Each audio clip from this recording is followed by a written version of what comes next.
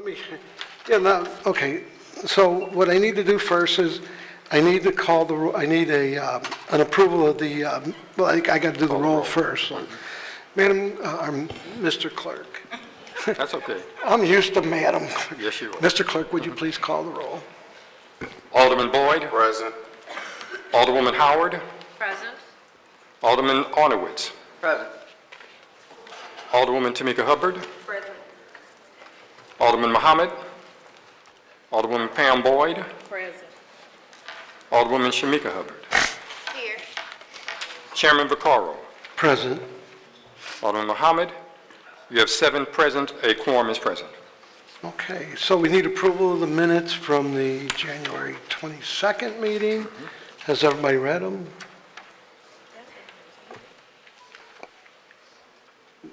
Well, I'll make a motion if everybody's read them that we approve the minutes from the January 22nd meeting. Second. Second. Mr. Clerk, please call the roll. Alderman Boyd. Abstain. Alderwoman Howard. Abstain. Alderman Arnowitz. For the minute, to approve For the the minutes. Did you not get through? Oh, that's right, okay. Alderwoman Tamika Hubbard.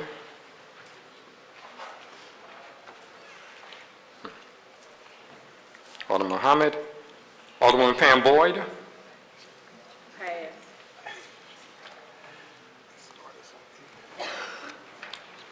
Alderwoman Shamika Hubbard. Aye. Chairman Vaccaro. Aye.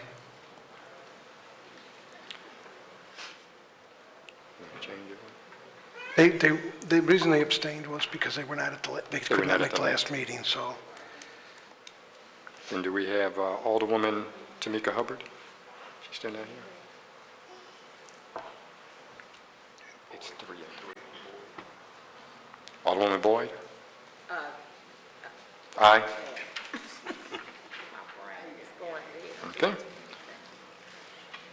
Have 4 aye votes, 3 abstain. Motion passes. Okay. And Board Bill number 94, introduced by John Collins Muhammad and myself, is being put aside for this meeting. So we're not going to hear that today. So Alderman Arnowitz on Board Bill 130, and I know you have members of the plumbers and pipe fitters here that want to speak on it. Please proceed. Thank you, Mr. Chairman and members of the board. So we have before you today, it's the plumbing and pipe fitters bill, and what we're looking to do with this is update this from previous years, make some changes, or, leave some changes or whatever. So basically, when we won't go through this whole reading thing here, so we want to just have some of the plumbers and pipe fitters, I think, that want to speak on the bill, but we're not asking to take a vote on this today because I know there's another bill, and we're just hoping to get everybody together. Yeah, and we're going to hear mine next. And Okay. what I will say even at the beginning of this is, you're right, we're not going to take a vote on either bill, and we're going to encourage maybe some to getting together, but. Right, I agree. Thank you, Mr. Chairman. So if Mr. Chairman and members don't mind, I'd like to call up Ray Hefner. Is he here? Hey, Speaker.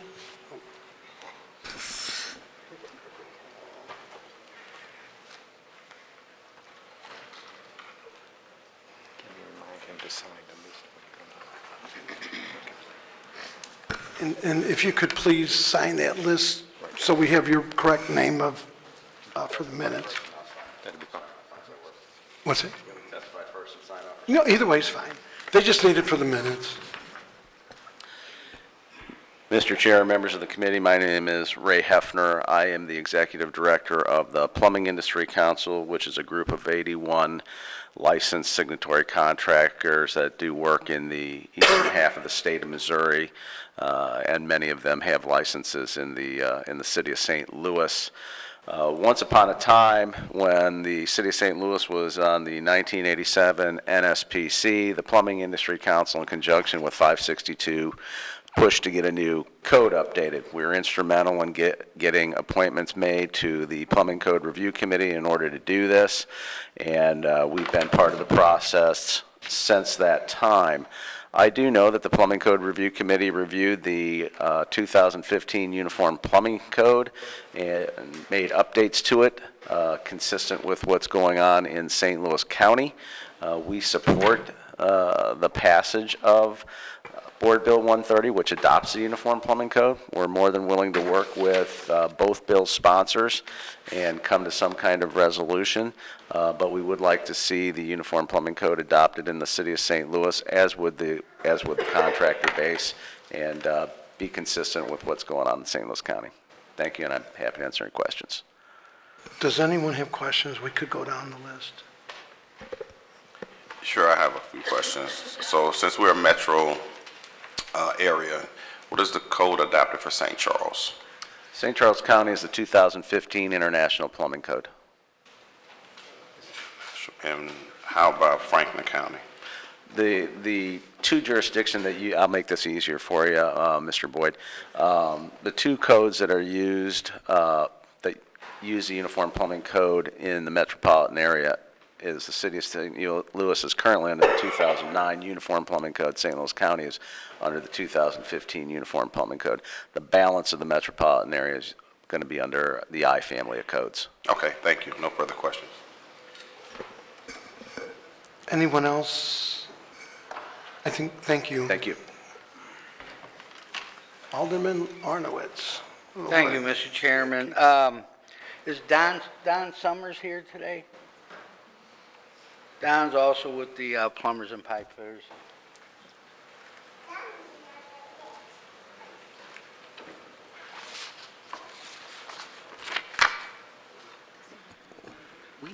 Good morning. I want to thank the committee for letting me talk today on this important issue. Oh, okay. To start, my name is Don Summers. I've been a licensed plumber in the city of St. Louis and St. Louis County for over 40 years. And I've been involved with the development of all the St. Louis plumbing codes since 1997. I would like to let the committee know that I am a member of both organizations that have the bills out today, the IAPMO code and the International Code Council. I've been involved on the national level with both plumbing codes for many, many years, and I still am today. I work with both organizations all the time. So I do know and I do understand how the process works with both codes.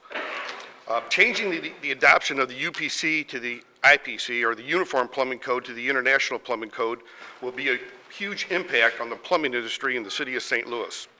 It will affect large and especially small contractors. This impact will impact plumbers, contractors, engineers, apprentice training centers, technical colleges, and others financially. All these sectors will now have to purchase new code books under the International Plumbing Code, and with that, you'll have to have references of the International Building Code, residential codes, mechanical codes, fuel gas codes, and the International Plumbing Codes. So to adopt the International Plumbing Code, you have to have many, many other references. With the adoption of the Uniform Plumbing Code, you would only have to have the Uniform Plumbing Code as a reference. All the various facets of the industry that hold continuing education classes will now have to redo all their curriculum to match the International Plumbing Code, which will be very extensive and costly. This will affect, again, contractors, manufacturers, the vendors, supply houses, technical colleges, and apprentice training centers financially.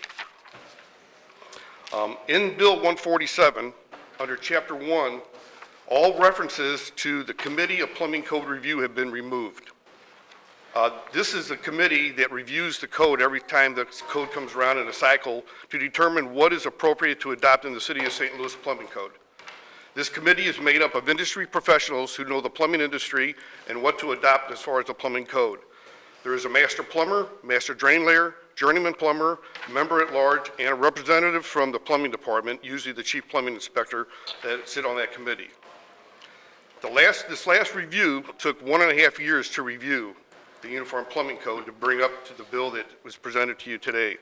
The reason for this is to see what changes need to be made to a national plumbing code for the area that is adopting it. And I think what we need to remember is that a national code is written for the whole country, and actually today, in today's world, it's written for the whole world. The ICC and IEPMO both use their codes around the world today. So every area that reviews this code will have to have its exceptions to what is in the national code. And again, this applies to all the national codes, such as the uniform and the international plumbing codes. There is to be considered weather in the area that's adopting the code, soil conditions, building conditions, and a lot of other conditions. Again, that is why we have a committee of plumbing review that reviews this code. The code worked again for a year and a half, and what they do is they actually go chapter by chapter, page by page, and sometimes line by line to see what's written in the national code is appropriate for this area. And that's why it takes so long to review the code. Also, all references to the residential fire sprinklers have been removed from Chapter 1 in Bill 147. This is needed for licensing and permitting of installation of these systems. What is called a multi-purpose fire sprinkler system is done by plumbers, and what is called a standalone sprinkler system is done by sprinkler fitters. There's another reference to the use and reuse of non-potable water that's been removed in Bill 147. This becomes a problem because when rainwater harvesting, gray water, reclaimed water, and such is installed, there's nothing regarding licensing. Don, Mr. Chairman, we're talking about Board Bill 130, and I would like to request that he reserve his comments of 147 for 147, since we will be hearing Board Bill 147. If you would, I'd like please, to stay on 130 so we're clear about what's going on in Okay, 130. I'm sorry. That's okay. Okay. So we'll have you back up on Okay, 147. on Bill 130, that was the adoption of the Uniform Plumbing Code. Again, that's the one that was reviewed for 1.5 years by the Code of Plumbing Review. It's the code that St. Louis City has been using since 2003. So every code cycle since 2003, the City Plumbing Code Review Committee has adopted the Uniform Plumbing Code. The history of the codes in St. Louis go all the way back in the 40s and 50s. St. Louis County, St. Louis City's always been in the same code. In the 70s, they used the National Standard Plumbing Code. In the late 90s, St. Louis County adopted the uniform, and then right after that, the city adopted the uniform. We think from the plumbing professional industry that the uniform is a much better code for safety and health of the constituents in the city of St. Louis. It is more of what they call a prescriptive code. It tells you exactly what and needs to be installed and how to install it. So it is a much better code for the industry. Oh, And that's, any members, Vice Chairman Boyd? Or any members have questions? Thank you, Don. thank you. We need for him to sign. Oh, Don, can you sign that? So it's just for the minutes, please. Thank you, Mr. Chairman and members of the board. I just have one more speaker, Brian Rogers.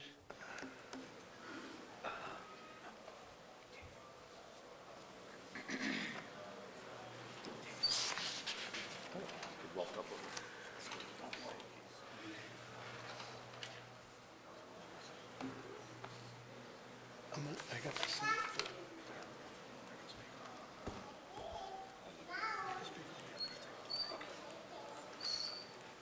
Good morning.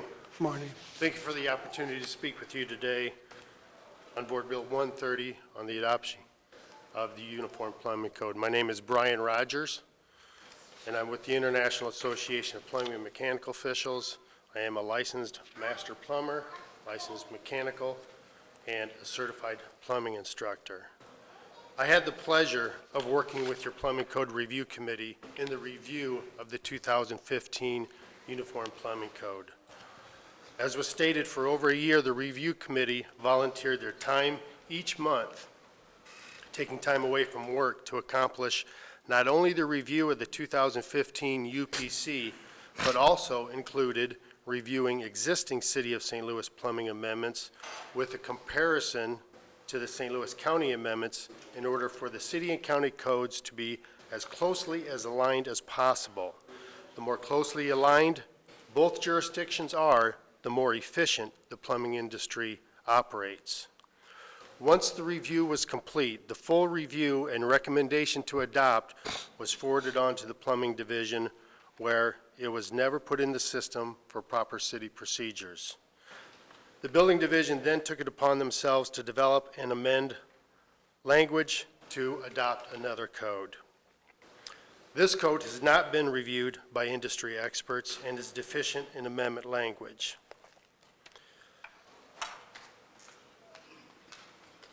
I'm trying to stay on 130, so I need to kind of go That's through fine, my and, notes. and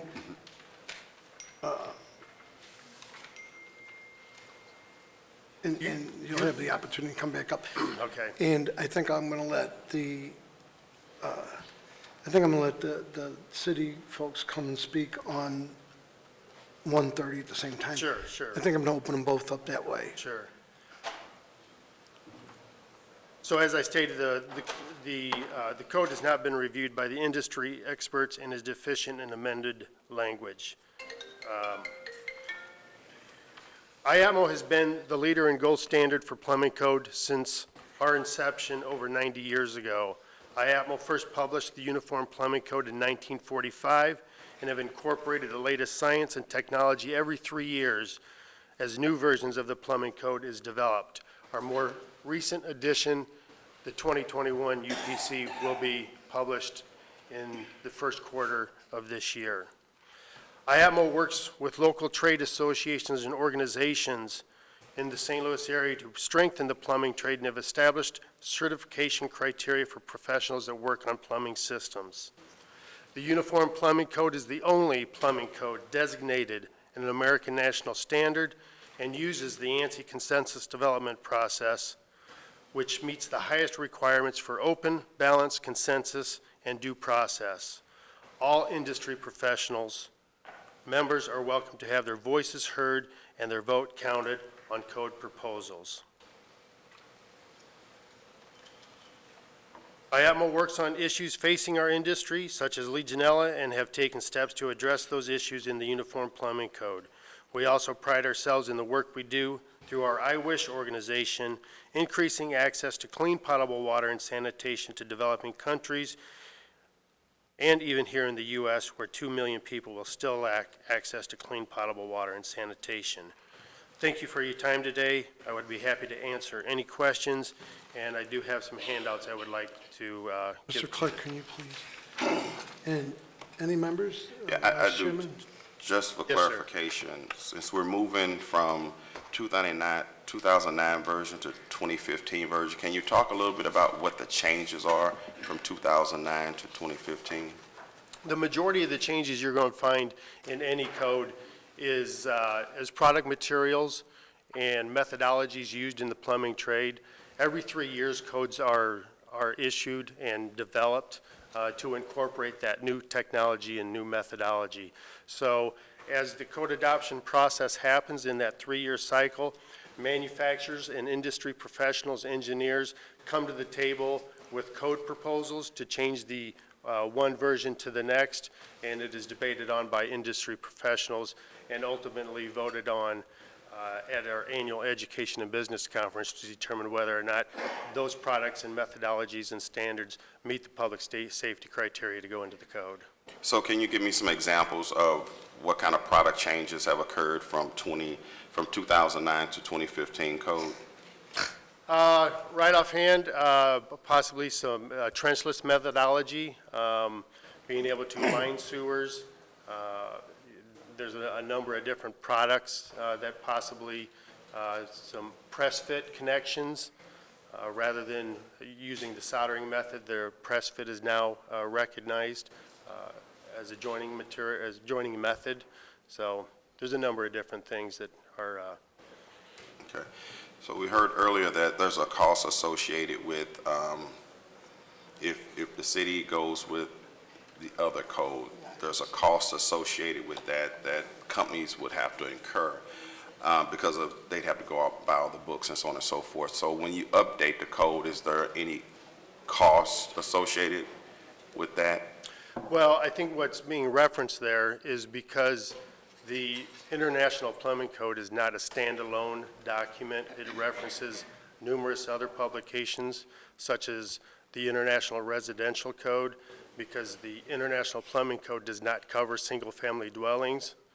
People will have to purchase the International Residential Code in order to follow those regulations in chapters 24 through 33 that deal with plumbing in that specific application. That code book costs $144. If you want to install fuel gas piping, you would have to buy the International Fuel Gas Code. It is included in Chapter 12 of the Uniform Plumbing Code. To use it in the International Plumbing Code, you would have to purchase the International Fuel Gas Code at $94.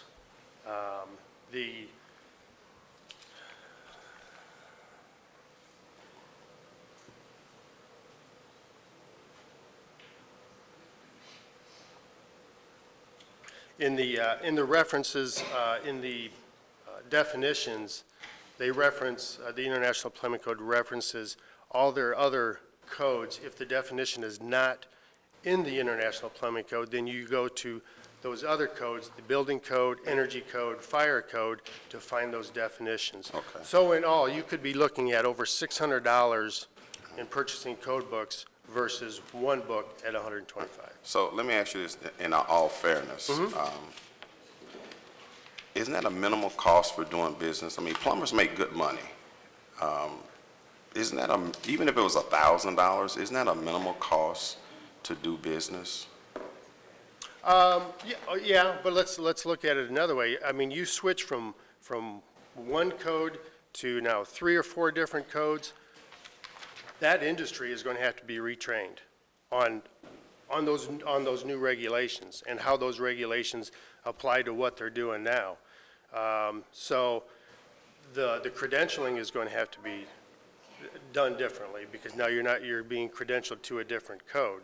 Okay. So yeah, I mean, if you're talking, I mean, an apprentice plumber, I don't think, first starting out in the trade wants to go out and drop $600 on code books. And I think it's going to put a large financial burden on the educational institutions that are providing those publications to those students. Let me ask you this. So the St. Louis County and St. Louis City use this uniform code. Would you be of the opinion that the companies that are licensed in St. Louis City and St. Louis County would not do business in the other metropolitan area counties, like St. Charles or Franklin? Would they just not do business there because they're using a different code? It's my opinion that in those jurisdictions where that code is adopted, they put their installations in according to the Uniform Plumbing Code. And because the Uniform Plumbing Code is a more restrictive code, that their inspections will pass because of that. Now, so they can go into jurisdictions, and I think it's common practice from what I heard, the outlying areas that adopt the International Plumbing Code, because everybody in the area is trained under the UPC, they go in those areas, they plummet to the UPC, and they have no issues. So what you're saying is they're already trained with the international code, basically? No, I said they're trained with the Uniform Plumbing Code. Okay, but what you're saying with the uniform code, because of that extensive training, they could go to a county that only has the international code and still comply and pass inspections. Is that what you just said? Yes. Okay. So where would the retraining come into place? Since if the city, and I'm not advocating for one or the other, I'm just trying to, make sure that people are getting the right information to make an informed decision. So if the city adopts this different code, the international code, your plumbers are already trained to that standard. Is that correct? To the Uniform Plumbing Code, yes. No. Not just to the uniform. They're also trained to the standard of the international code. Would that be correct? No. And the So reason, you're confusing me. the reason why I say that is because an engineer or architect could specify the plumbing in a particular building to meet the requirements of the International Plumbing Code and the installation to be done to the International Plumbing Code. When that happens, those plumbers going out onto that job site are going to be required to install the system according to what the architect and engineer has specified in the documents. At that point, they can no longer go in there and just plumb it the way they've been taught and the way they know how it's to be inspected. They are going to have to install it to the less restrictive measures that are specified in the contract documents. But they're trained to do that. already. When they get out of school, when they go through the apprentice training, they're trained for the basics. Is that correct? Yeah, okay, So, yeah. so you can't tell me that if a company that's doing business in St. Louis City and St. Louis County goes to St. Charles County and can pass inspections, would have to be retrained in the city if the city adopted the same standards that St. Charles County has. That's not making sense to me. Do you understand where I'm coming from? Yeah, I understand where you're coming from, but why would you adopt a code that is not the predominantly used code in all jurisdictions? Why would you adopt a code that is not used, or it may be adopted, but it's not the practicing installation in those areas? There's there's many less restrictive measures that are allowed in the International Plumbing Code. So if architects and engineers want to specify buildings and design them to the International Plumbing Code, they can say on their document, it has to meet the minimum standards of the International Plumbing Code, and it is your responsibility to make sure that that installation is done to those standards to the International Plumbing Code. Sure, you have drawings and everything, but those drawings aren't necessarily drawn to the specifications of the code. As much as they try, they don't always. Okay, so let me ask you this. If an architect drew some mechanical codes for plumbing in St. Charles County, and they wanted to use the standards of the Uniform Plumbing Code, the plumber would have to install that system in accordance with the architect. Would that be correct? They would have to install, According to the drawings, the way according the to engineer... drawings or the minimum standards adopted by that jurisdiction. No. If the architect says, I want a 8-inch pipe, but the jurisdiction only requires a 6-inch pipe, the plumber has to install an 8-inch pipe. Would that be correct? No, Okay. because they have inspections, and But if the minimum is 6 inches, why would it be a problem to have 8 inches? because of the flow, Okay. All righty. No further questions. Thank you. you bet.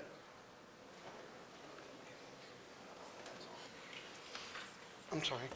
If that is it, what I think I would like is if Chris or someone, any one of the, just want to talk on it briefly, then we'll move on to the next one, and then we're going to move on to the close the workhouse. So,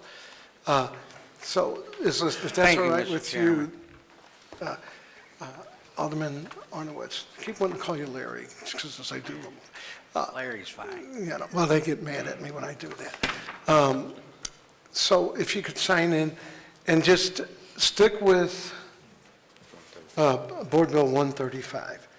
And then we're going to do the same thing on 147. So we'll bring you right back up. Ron Brundle, Building Division. I'm going to just rebuke a couple of comments he made about the consistency with St. Louis County. If you remember, a year ago, the city went to the 2018 I-codes. County following went to 15. They didn't follow us, so I see no reason why we should have to follow them about a plumbing code. We want to stay consistent. We want to go to something that's better. In regard to this thing about the sprinklers, taking it out, that was because sprinklers are now under mechanical code. They don't need to be under the plumbing code anymore. He mentioned about the 2021 codes ready. ICC has their codes, their IPC code ready too. It'll be ready this fall when all the codes will be available. Couple of things. We talked about that. I've looked at the Board Bill 130. There's a lot of mistakes in it. Let me just point out the ones on page 1. First thing is, it says it has a penalty clause, savings clause, emergency clause. Where are they? I can't find them. They should be at the end of the bill. They ain't there. Line 1, it doesn't say it's codified. All the rest of line codes have been codified. I guess they just didn't want it printed or something. Lines 9 to 17, it deletes a lot of ordinances, which have already been deleted. Why delete them a second time? But not 69255, which is the one that's the 2009 UPC. That's the one that needs to be deleted. However, in the next paragraph, it does add it. But, you know, that's, I guess I don't know what that happened. Line 22, that has Appendix M added as to being adopted. But on page 2, line 22, M's not there. Which one do they want? They want it or they don't want it? That's just page 1. The rest of it, you know, if you go through it, there's a whole lot of other mistakes. The one other one, we came down the elevator with Mr. Edwards. I pointed out to him, under their bill, he would be the code official for the fire code, or the plumbing code. He doesn't want it. Of course, they also have him down as the Director of Public Works, which doesn't exist in the city of St. Louis. That's my comments. I now want to introduce Sean Well, Struss. no, we're going to just stick with that on, he's going to have a chance to come up. He's going to talk about a few things about why 130 isn't. Okay, if you would keep it brief and then, But because hang on. we're going to go to 147 shortly. So, no, if you want to bring them up, that's, Any questions for me before I bring, any questions? No, thank you. I think what we're going to do is, I appreciate everybody's testimony. We're not voting on it, we're going to set it aside. And now I have to go up there and Alderman Boyd will take over as chairman because I'm presenting the city side of the bill. so we're now switching to 147? I'm going to be up, I'm sponsor 147. Switching to 147? Yeah, and you'll be up first, so, and then, You have one other person to speak.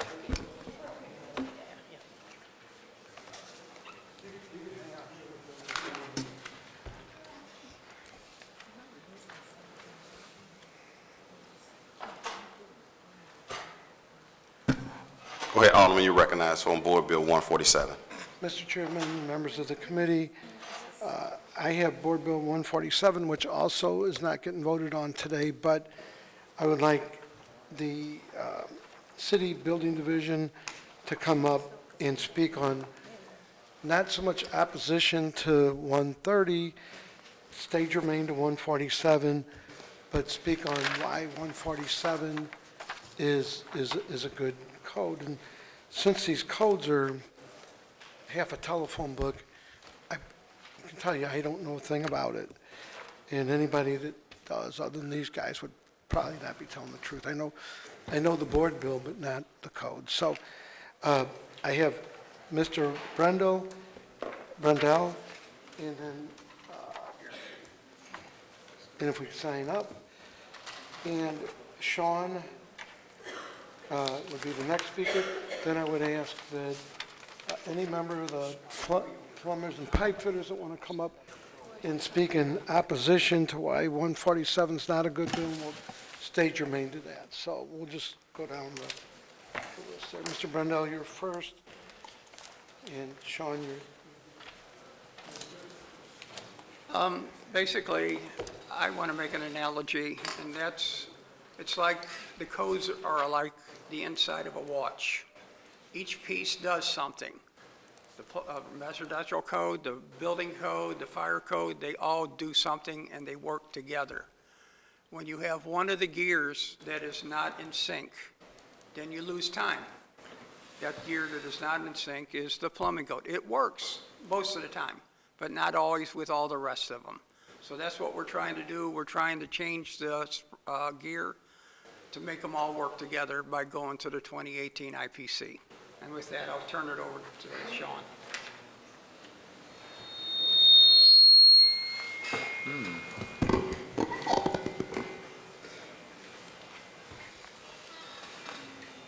Thank you, Mr. Chair, committee members.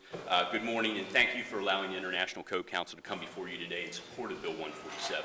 Again, my name is Sean Strasbaugh. I'm the Director of Technical Resources for the International Code Council, specifically on the plumbing, mechanical, and fuel gas side. The International Plumbing Code, or the IPC, is a preeminent national model code currently adopted in 35 states across the U.S. approximately 168 million people, or half the total U.S. population, live in a state or jurisdiction that has adopted the International Plumbing Code. The International Plumbing Code is also used in Saudi Arabia, the United Arab Emirates, several Caribbean islands, Colombia and Central America, and Mexico, which uses the International Residential Code plumbing provisions. The International Plumbing Code, along with the 14 other international codes, or the I-codes, are updated and revised every 3 years through a national consensus process that strikes a balance between the latest technology, new building products, installation techniques, and cost, while incorporating those most recent advances in public safety and first responder safety. The ICC code development process is an open and inclusive process that encourages input from all individuals and groups and allows governmental members to determine the final code provisions. The ICC code development process meets the principles defined by the National Standard Strategy 2000 OMB Circular A119, which is a federal circular. The committee which hears the initial proposed code changes to the International Plumbing Code is made up of plumbing industry professionals, including plumbers, code officials, design professionals, and industry representatives. The final approval of the proposed code change rests with the International Code Council's governmental members, who are charged with protecting their communities' health and safety, and who have no financial stake in the outcome of the I-codes. The I-codes are all correlated to work together without conflicts to eliminate confusion in the building design, inconsistent code enforcement, or differing interpretations among jurisdictions. Current and correlated codes eliminate conflicting or duplicative requirements. This is a critical benefit for the City of St. Louis, where many of the I-codes are adopted, including the 2018 International Building Code, 2018 International Mechanical Code, and Fuel Gas Code, and Energy Conservation Code.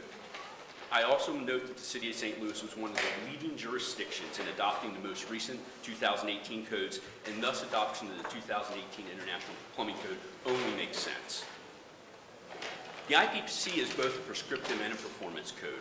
And on the performance-based side, it's very flexible in its approach to green building and sustainability issues, and encourages innovative design more so than any other plumbing code. The 2018 edition of the IPC, the International Plumbing Code, has incorporated innovative provisions for their sustainability and environmentally friendly plumbing. The following are just a few examples of these sustainability provisions. 2018 edition of the IPC incorporates provisions for the replacement of underground sewers and building drains, which with minimal disruption for pipes up to 6 inches in diameter via pipe bursting. I will also note that since the 2021 editions were brought up, in the 2021 IPC, which is not before us now, we've also incorporated pipe relining sections in the 2021. Back to the 2018 IPC, Chapter 13 is titled Non-Potable Water Systems and includes the most extensive collection of gray water provisions and new requirements for rainwater harvesting systems and systems that utilize reclaimed water for other non-potable applications. These provisions, again, are also correlated with the International Green Construction Code. Hot water supply systems are addressed in both the International Energy Conservation Code, as adopted by the City of St. Louis, and the plumbing codes, where both codes lead to design and installation of efficient hot water supply systems, which limits the amount of hot water being unnecessarily wasted, thus conserving both potable water and the energy which is used to heat that water. A recent study was commissioned by the International Code Council that shows the economic and sustainability benefits of adopting the International Plumbing Code, specifically the 2018 version, in comparison to other plumbing code options. I believe you all received the complete bullet point analysis of that economic study. I'm just going to highlight a few of those items. Over the past 12 years, counties that have adopted and applied the IPC, counties or cities, have saved $38 million in construction costs, emitted 1 million fewer tons of carbon dioxide, and realized 166,000 additional jobs, and saved 800 million feet of pipe. Overall, from 2007 to 2018, IPC states and counties realized an estimated 166,000 additional jobs, while states and counties using other codes realized 85,000 fewer jobs. From 2007 to 2018, counties that did not adopt or use the IPC emitted an additional 500,000 tons of CO2. That is equivalent to over 100,000 passenger vehicles on the road for a one-year period. As part of that study, they broke down building prototypes, and just to quickly go down those, an apartment building, your total cost savings for an apartment building, IPC versus the other model codes, $298,000. For a school, $27,000 in construction cost saving. For a grocery store, $78,000 in construction cost saving. For a hotel, $23,000. For a single-family home, $3,000, or if materials were changed, it could be upward of $4,000 in construction cost savings when using the 2018 International Plumbing Code. The 2018 International Plumbing Code also includes numerous design and installation options that differ from the other model plumbing codes. This presents a toolbox of design and installation options that provide more flexibility at a lower cost. Below are just a few examples of the design and installation options permitted under the IPC that are further restricted under other model plumbing codes. The minimum number of required plumbing fixtures under the International Plumbing Code has been used in the city of St. Louis in lieu of the Uniform Plumbing Code. Again, I'm not going to mention Bill 130. That also incorporates the International Plumbing Code fixture requirements in it under Bill 130. Also, the 2018 International Plumbing Code correlates with the currently adopted 2018 International Building Code, as Chapter 29 has the same plumbing fixture requirements. The IPC does not put unnecessary restrictions on the maximum length of track arms, which brings about design options for the engineer and the contractor in the field when constructing new buildings or altering existing buildings. The allowance for horizontal wet venting within any combination of fixtures within 2 bathroom groups allows the engineer and the plumbers additional options that other model codes do not have. I'm not going to continue reading down this list. It's quite extensive. The one thing that was brought up, the Code Council's technical support is one of the most sought-after services that we provide to our members and the industry professional. Our knowledgeable technical staff provides expert advice, code opinions, and resources to our more than 64,000 members as a complimentary benefit. Out of those 64,000 members, 10,000 of those members are members of the plumbing industry profession. We also create hundreds of technical documents to support our membership and industry profession in achieving better understanding of the code and implementing inspection programs. Numerous training resources are available in the International Plumbing Code, including face-to-face training and webinars which are led by qualified instructors and plumbing industry leaders, which the ICC will make available to the City of St. Louis and the plumbing industry. The IPC is a vital part of the complete building safety system, providing the integral component necessary to stay current with the latest building safety technology while meeting the public health, sanitation, and safety requirements necessary for the built environment. The International Code Council is honored to partner with the hundreds of local members, professional industry, and many jurisdictions responsible for regulating plumbing installations, and looks forward to working with the City of St. Louis on the implementation of the 2018 International Plumbing Code. In regards to the cost of the International Code books, all of our ICC codes and standards are available online in a free view format, all of them. Free view, anyone can go on our website and look at those codes at no cost. Again, noting that the City of St. Louis adopts the other 2018 I-codes, and as such, the International Building Code, International Mechanical Code, International Energy Conservation Code are already correlated and they're coordinated. We urge and support of Bill 147, thus adopting the 2018 International Plumbing Code as the plumbing code of the City of St. Louis. If you look at the proposed Bill 130, there's a lot of amendments which are not necessary if you adopt the 2018 International Plumbing Code under Bill 147. Again, I must remind you of the sustainability and economic benefits that the City of St. Louis will recognize with the adoption of the 2018 International Plumbing Code. Thank you, board members and committee members. Thank you. We'll go down the list and ask if there are any questions. Alderwoman Howard, any questions? No, sir. Alderman Hubbard. Arnowitz. Alderman Arnowitz. Mr. Chair. Okay. Alderwoman Boyd. No questions. Alderwoman Clark Hubbard. No questions. Okay, I have a few questions. So you said that all your materials are available online. Can it be downloaded and printed? It cannot be downloaded and printed without a license agreement, but you can view it in a free view format. How much is a license agreement? It depends upon the amount in the publication. And typically in that scenario, we would send you back to our store to either buy the digital edition or the publication. Okay. But you can probably screenshot it, can't you? I'm not going to comment on that, sir. Tell me about the makeup of the council that approves the code. Again, our national consensus process, which is not an ANSI process, but it's recognized under the national standard, OMB Circular 119, is based with industry professionals. Those industry professionals, Code officials, plumbers, design professionals all sit on the initial committee of our code process and the code development. However, there's several steps to that. First of all, anyone, and I want to stress this, anyone can submit a proposed code change to the international codes. Anyone, whether it's the plumbing code, building code, energy, anyone can do that. After the committee hears that, I'm going to really quick summarize those steps. There's 2 more steps that are very important. If the committee disapproves or approves, anyone has the ability to submit a public comment in the next phase of that development of the code. After the public comments are heard, depending upon the outcome, there's an online governmental consensus vote where our governmental voting members will look at the proposed changes and agree or disagree, and they have the final vote. And again, those governmental voting members are there to protect the health, sanitation, and welfare of their communities and have no financial implications within the development of the code. That then is the final process, which brings the codes to the next code cycle. So the intergovernmental individuals, what's their profession? It depends on which committee. If you're specific to the plumbing code Right. itself, as a municipal code official, which I was for 23-plus years, I was responsible for the enforcement of the plumbing, mechanical, and fuel gas codes in the jurisdictions that I worked for. I actually sat on several of those committees along with other committee members that were design professionals, that were members of the plumbing industry, whether it be a manufacturer or not, but there are members, all sorts of members on those committees that make up the plumbing industry as a whole.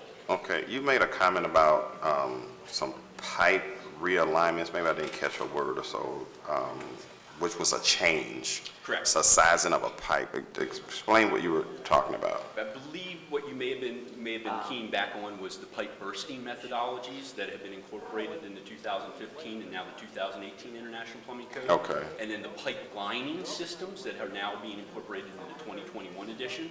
So you could rehabilitate existing pipe infrastructures underground without excavating that pipe, which is a huge savings. Yes.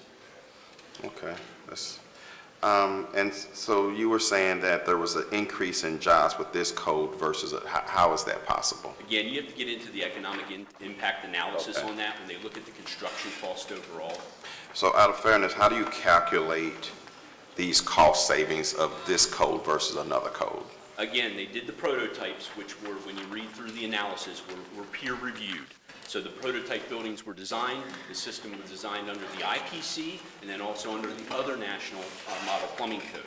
When they looked at those designs, they broke down, based upon the designs that were used, how much less pipe you needed to install in that building based upon venting principles. Also, in turn, less pipe, less fitting meant less labor to install that product also. Okay, thank you. Yes, most likely. And I believe it was sent out before in electronic format. Did you sign in? I did not, but I will. Okay, I have no further questions. Jeffrey, can I, Oh, Mr. sure. Chairman, I'm sorry, can I have one quick Go ahead. follow-up? Hi, just a quick follow-up when Alderman Boyd asked, what was the figures on how many more jobs it took care of and the other thing you said? So you don't really have no factual numbers, it's just taken by data?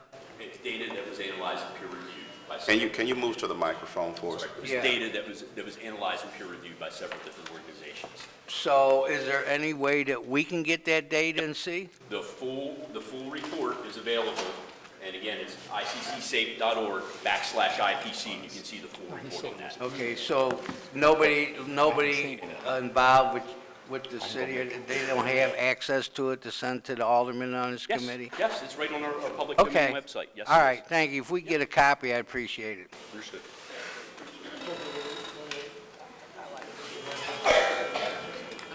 I'm going to let Mr. Rogers speak. He's speaking in opposition. Okay. Make sure nobody else.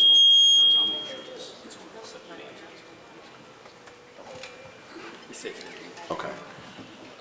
I'll make this as brief as possible.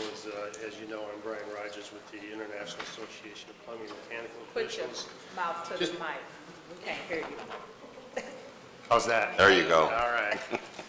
I just want to make some comments on some of the testimony that I had heard. They talk about the correlation in the family of codes in the ICC and how they all work together. What they fail to tell you is they have a stepchild called the National Electrical Code that has to be adopted. So it's not truly a family of codes because there is the the National Electrical Code that has to be encompassed into the adoption of codes in order for the full spectrum of building codes to protect health and safety of the citizens. I want to talk briefly about the Plumbing Code Review Committee that spent this time working on, reviewing the plumbing code, and all of a sudden, when it went forward to the plumbing department, it mysteriously disappeared, and nobody knows where it went, why it went nowhere. And then all of a sudden, 3 weeks before this committee heard about Board Bill 147, all of a sudden, there's a whole nother code that's being brought up. So it's a little disheartening that the Code Review Committee spent all that volunteer time and effort, taking time away from work, just to have their work disappear and not even brought forward. The other comment I'd like to make, the ICC talked about the engineering study that shows all these job savings and money saved and carbon footprint and everything. There are a lot of holes in the engineering study. For one, it wasn't just an engineering firm that decided, hey, let's study the two codes. It was paid for, the engineering study was paid for by the International Code Council. I'm sure they didn't spend tens of thousands of dollars on this engineering study to not have it look as positive on their end. They talk about all the jobs that are created. However, when you look at the study and you go to page 7, what it actually shows is how many jobs are lost, because it says in the hour savings IPC compared to the UPC, there's probably close to 700 or 800 hours of claimed labor savings that no longer needs to be, you no longer need a plumber to do that work. So, with an average salary of a plumber between $60,000 and $70,000 a year, to me, that's job loss. That's not job creation. There are a number of items within that engineering study. For example, they talk about applying the International Plumbing Code to the residential sector and how much it saved in the residential sector. But if you look at the national average for homes being built, it's not 4,500 square feet. I'd love to live in a 4,500 square feet home, but that's what the comparison used. They used apartment sizing of 2,500 square feet. The average apartment size is a lot less than that. The IPC does not cover residential structures. So how did the engineering firm use a code that doesn't regulate that portion of the industry in their engineering study? Again, there's a number of different incorrect data in that study. With that, I won't take any more of your time. Again, the Code Review Committee spent a lot of time on reviewing the plumbing code, and just to have it washed away. Just want to leave with one note. The plumbing industry in this city and this county and surrounding areas, the organizations, Plumbing Industry Council, Plumber Suppliers Council, UA Locals, everybody supports the adoption of the Uniform Plumbing Code, not the International Plumbing Code. Thank you for your time. Brian, don't go anywhere. Sure. Let's go down and see if there are any committee member questions. Alderwoman Howard, do you have any questions? No, sir. Alderwoman Hubbard? Alderman, Alderwoman Boyd? No. Alderwoman Clark Hubbard? No. Okay. So Brian, I want to make sure I'm clear, because I don't want people to think that they wasted their time. So Sure. You said people have gotten together and went over the code and it just went nowhere. So are you saying that none of the work is in Board Bill 130? the work that was done? The work that was done in Board Bill 130, from my understanding, was presented by an organization, not by the Plumbing Code Review Committee. But you support 130? The That's Uniform correct. Plumbing Code. That's 130, right? Yes. Okay. So I want to make sure I'm clear on that. And also, out of curiosity, does it take a permit or a plumber to install toilets and fixtures? Is that a requirement? Is that like a plumber needs to do that, or can a homeowner? That was a question a constituent asked me. Can a homeowner do that? In the plumbing code, it states if the waste and water piping is not reconfigured and only the faucet and is exactly changed of like product, you do not need a permit according to the UPC. Now, Okay. whether or not it is amended, that's something that I'm not aware of in the city or the county, if that section is amended. Okay, thank you. Appreciate it. Thank you very much. Alderman Vaccaro? Two more, we're going to end this pretty quick. So Mr. Summers, and then two people from the city, and then we're done. Okay.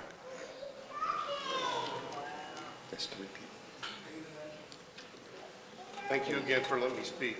And again, I do apologize because I was under the assumption we were going to compare them together. So, Go ahead and state your name again, just for the record. my name is Don Summers, and actually I am a plumber by trade, and I also work with an apprenticeship program, so I know very much about what the training of plumbers takes.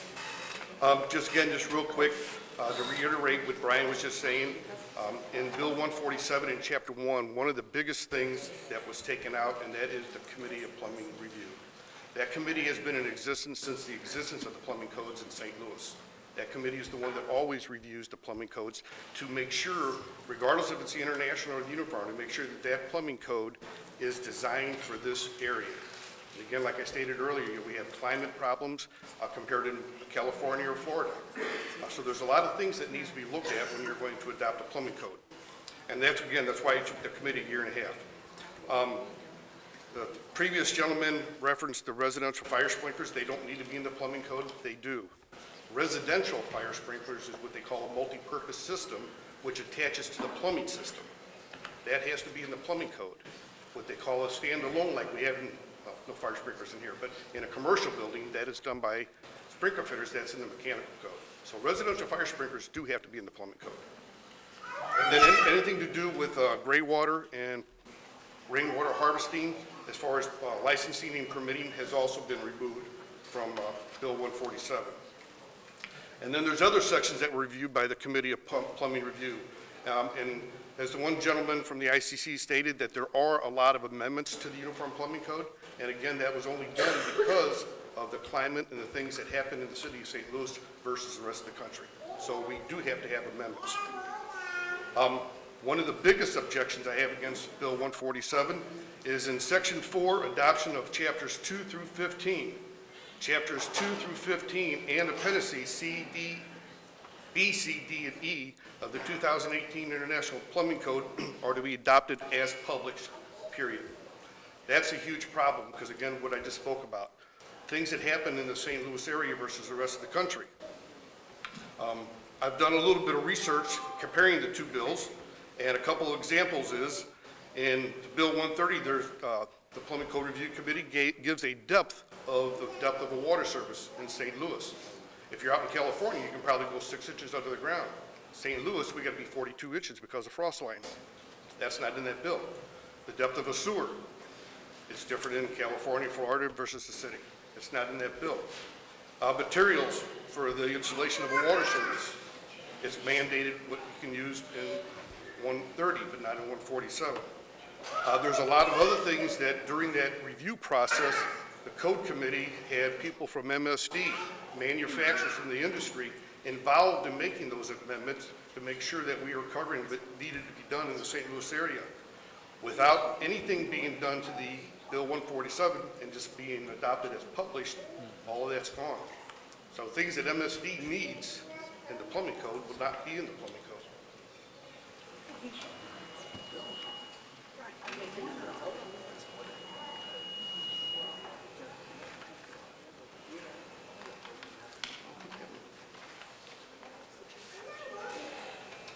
There's a chapter on hangar spacing that should be reviewed. In Bill 147, it says that hangar spacing shall be increased to 10-foot spacing for 10-foot lengths of cast iron. The UPC states it may be. So that's going to be part what you were talking about earlier, Mr. Boyd, cost. There's a cost there. The section on vertical supports needs to be reviewed. There's a section 31210.1, inspection and testing of backflow prevention assemblies. In Bill 147, it talks about having to test annually air gaps and non-testable devices. Why would you test a non-testable device? That's not so in the Uniform Plumbing Code or Bill 130. So I firmly believe a jurisdiction that allows the installers to make a choice of which code to use, 90% would choose the Uniform Plumbing Code. So I am for the adoption of Bill 130, and I hope you would be too. Thank you. Okay, let's go. Alderwoman Howard, No questions? Alderman Arnowitz, None, Mr. Chairman. Alderwoman Hubbard, Alderwoman Pam Boyd, We hit our sign. Alderwoman Clark Hubbard. I do have one question, Don. Oh, I'm sorry. So it's my understanding that the sprinkler system portion for residential is in the mechanical section. Even though it's in the mechanical section, who will be responsible for installing it? If it's a multi-purpose system, it's actually, to give you a little quick example, if you're running through a home and you're running your water line to your kitchen sink or your bathroom, you would branch off of that system and you would pick up a fire sprinkler. So it's actually a part of the water distribution system for plumbing. So that would take a plumber to do because of the licensing laws. Gotcha. So I want to make sure I'm clear. So even though that portion is not in the plumbing code, that's still a plumber's job, even though it's in the mechanical code? Well, actually, right now in the city of St. Louis, it's in the plumbing code currently. Okay, but let's just suppose, moving forward, it's in the mechanical code. It's still the plumber's job. Is that correct? Correct. Okay, I just want to be clear. Yeah, but the problem would be the licensing and permitting, because it's in the mechanical side, you can't get that license and that permit from the plumbing side. That's why it needs to be in the plumbing code. If that makes sense. I have Mr. Brandell, clear that up. Because I'm not a plumber, but I would think that if I have a set of drawings and there's a piece of my job in the plumbing code and there's a piece of my job in the mechanical code, when I go get my plumbing permit, it's going to cover me for both sections. Now, that's just this lay person that don't know anything and allergic to labor. Okay? So I'm going to have him address that. Understood. All right. Thank you. Thank you. When it's his turn, go ahead, Alderman. Brendel, and then I'm going to have Chris, and that's it, and I would ask. Now, that's going to be both of them- 4, right? No, two more, that's, Chris is like, him and Okay. Chris, that's it. And I would ask them to keep it short, because again, we do have the close workhouse people, and I feel, I didn't think this would go this long. Well, if That's you want a why- real hearing to get it out, we No, have to we- do what we do. No, no, Mr. Brendel, and then Chris, and then we're. I'm just going to rebut one thing he said. It was about the stepchild and the electrical code. I was on the Boca Board of Directors when we were dissolved, became part of the ICC, and that was a big discussion at the time. We decided NFPA does such an excellent job, there was no reason for ICC to do their own electrical code. We already had a perfect document. I'm going to let Chris respond to your question on sprinklers. Okay. Come on, Chris, introduce yourself, all that good stuff, and let's All go. right, Chris Shaw, I'm a building inspection manager. Some of my duties include is I'm overseeing the mechanical, electrical, plumbing, high-rise building inspectors, and the fire safety unit. I've been dealing with these codes for the past 20 years. Since I took over this new position, one of my things was to push for the inclusion of the IPC, which we have already adopted every I code out there, including the International Energy Code, what we adopted without changes, okay? These codes are created to work as a family, the I code family. The Board of Plumbing Review, okay? I personally didn't believe that was a needed position because we have a board of plumbing examiners. Like we have a board of mechanical examiners, a board of electrical examiners with no other boards. So this brings these boards into play consistent with the other trades. One of the things was about a permit for homeowners. The new plumbing ordinance will allow a homeowner to come to the plumbing section, do a test supervised by Curtis Bell, the plumbing supervisor, and if they can pass this test, they can get a homeowner's permit to even reconfigure piping. As far as the fixtures, yeah, if you're changing a fixture, no permit required, homeowners do it, no problem. The IPC does say frost line. It's not in a certain section, but it's in there, it's 6 inches below the frost line. The review committee, it says by ordinance they're supposed to meet quarterly. That's by ordinance. Do they? Or do they only meet when it's time to adopt the ordinance? I don't know that question, the answer. Now, how are the committees made up? Are they made up of people from, non-union, union? What is their board makeup? So we're trying to address, as a person that's going to be dealing with this on a daily basis, my support is for Board Bill 147, adopting the 2018 IPC. I've been dealing with the ISO, Insurance Service Office, and one of the things that we get hit on is if our codes are behind so many code cycles. So why would we want to adopt a 2015 code when we have a 2018 code? I worked with 562 plumbers and pipe fitters back when Rudy Smith, Pat Kellett, now Dick Kellett, and Mike Grady. We adopted the International Mechanical Code with no opposition from Local 562. When I presented the mechanical bill, I gave that to 562, and I gave a copy to the Air Conditioning Contractors Association, a group of non-union installers. They both got drafts, they both put input, and then we created a city ordinance that adopted it. So my closing is, my support is for 147.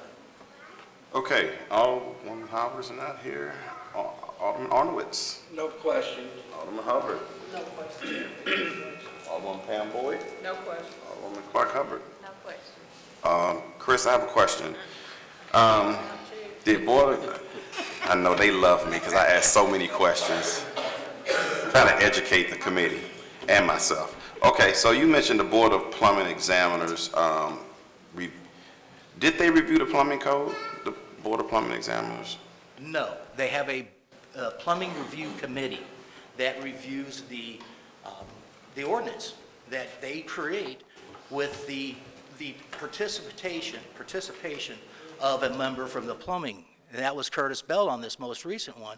And the questions of sprinklers come up where they're going to leave that in, but we have to have the ordinances gel together. We can't have these, one ordinance says this and another one says that. But you made a comment that there was no need for this committee because you have a Board of Plumbing Examiners. Correct. Right? So that's why I'm asking you, did the Board of Plumbing Examiners have any input over these codes? Did they review the codes at all? Not that I'm aware of, but you'd have to ask them. Oh, well, they work on behalf of the city, right? Correct. But you have no interaction with the Board of Examiners? Who does?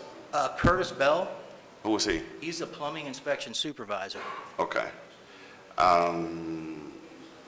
And so what committee were you talking about that you're not sure if they meet quarterly? The review committee. Okay. And who appoints the people to the review committee? The mayor. Okay. All right. No further questions. I do want to ask Mr. Brandell to come back up.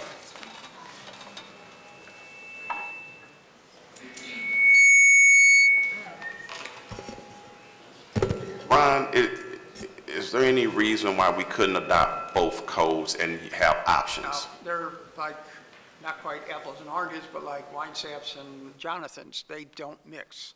They're not the same thing. You got to have one or the other. You can't, but if you have two of them, they will be in conflict with each other. Okay, but couldn't an architect or engineer make a decision on this particular project, use the uniform code, but then another one says, well, on my project, I want you to use the IPC, and we still, No, you need to have one or the other. Otherwise, we have no way of knowing what they're doing. And But they're they have not to get a always permit? matching with the other codes. but Ron, they have to get a permit, right? They have to get a permit. And so when they get the permit, if someone used the uniform code, it's gonna have certain standard of fittings and all that stuff, right? Well, so would the I code. Right, so when the inspector goes out there, he's gonna look and make sure that it was put together in accordance to the uniform code No, standards. he's going to look to see what the architect or engineer designed it as. Okay, and if he designed it according to the uniform standards, he's gonna inspect it according to those standards, would that be correct? If that's what's on the drawings, that's what the inspector should be looking Right. for. But the design professional should use the code that the city has adopted. Okay. And it should only have one code. And otherwise, that's why we're trying to get one family. So Okay. that we have everything meshing together, not having something not quite in gear with the rest of it. Okay, thank you, no further questions of me. Mr. Chairman, can I have a follow-up with Mr. Rendell? So, and listen to all this, so the Board of Plumbing Examiners issue permits. No, building division issues permits. But they can levy fines. Issued plumbing license, and then does the review board review the codes? I believe there's two different boards. The board of, what's the word, Chris? There's a review committee that was reviewing the code. But they're the only, if we have the building code, if we have the residential code, mechanical code, fuel gas code, electrical code, they don't review, there's no committee on any of them to review the code. It's all done in-house.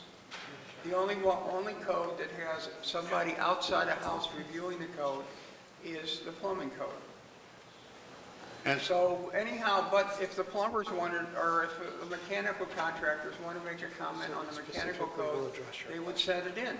We would review it. If it's a legitimate comment, we make it part of the code. Home builders send in like 40 pages of things to change the building code and residential code. We did some of them. Not all of them were what we wanted. It did not make good sense for the city, and that's what we would do. We would allow comment, but that not somebody saying this is what the code should read.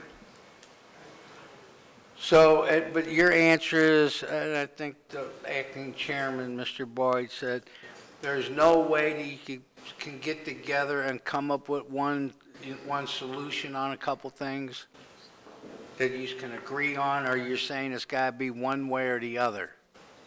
I'm not quite saying that. I'm saying that Well, I if think there's that's what you comment, said. we would listen to them. Okay. Not saying. I'm just asking. But we would at least listen Right. to them. Okay, that's basically what I'm asking. I'd just like to read. Okay, we're not gonna have, we're done. We're gonna, We take all them. we're gonna end the discussion on this board bill, because what's gonna happen is this person gonna say something, another person gonna rebut, so we've heard both bills. And what's gonna happen, was my understanding that the chairman said at the beginning, we're gonna hear both bills, and then both parties are gonna get together and see what kind of compromise we can come up with so that we can have the best interest of the city citizens at forefront. Okay. So now I'm gonna relinquish this. Joe? All of them? I'm back. Okay. First off, I want to thank everybody for their patience. Thank you to the city folks and the plumbers and pipe fitters for coming. I encourage you guys to talk. And it'll be a bit, we'll all get together again. So anyway, if the plumbers and pipe fitters and Chris and Mr. Brendel, all you guys want to leave, you certainly can. You can go out and talk in the hall. If there's going to be a fist fight, let me go out and take bets. Just kidding. No. Anyway, thank you guys. We're going to move on to the Goes to Workhouse group. And So if we can get the sponsor and friends up. One of the things, I'll wait for Dan to come up.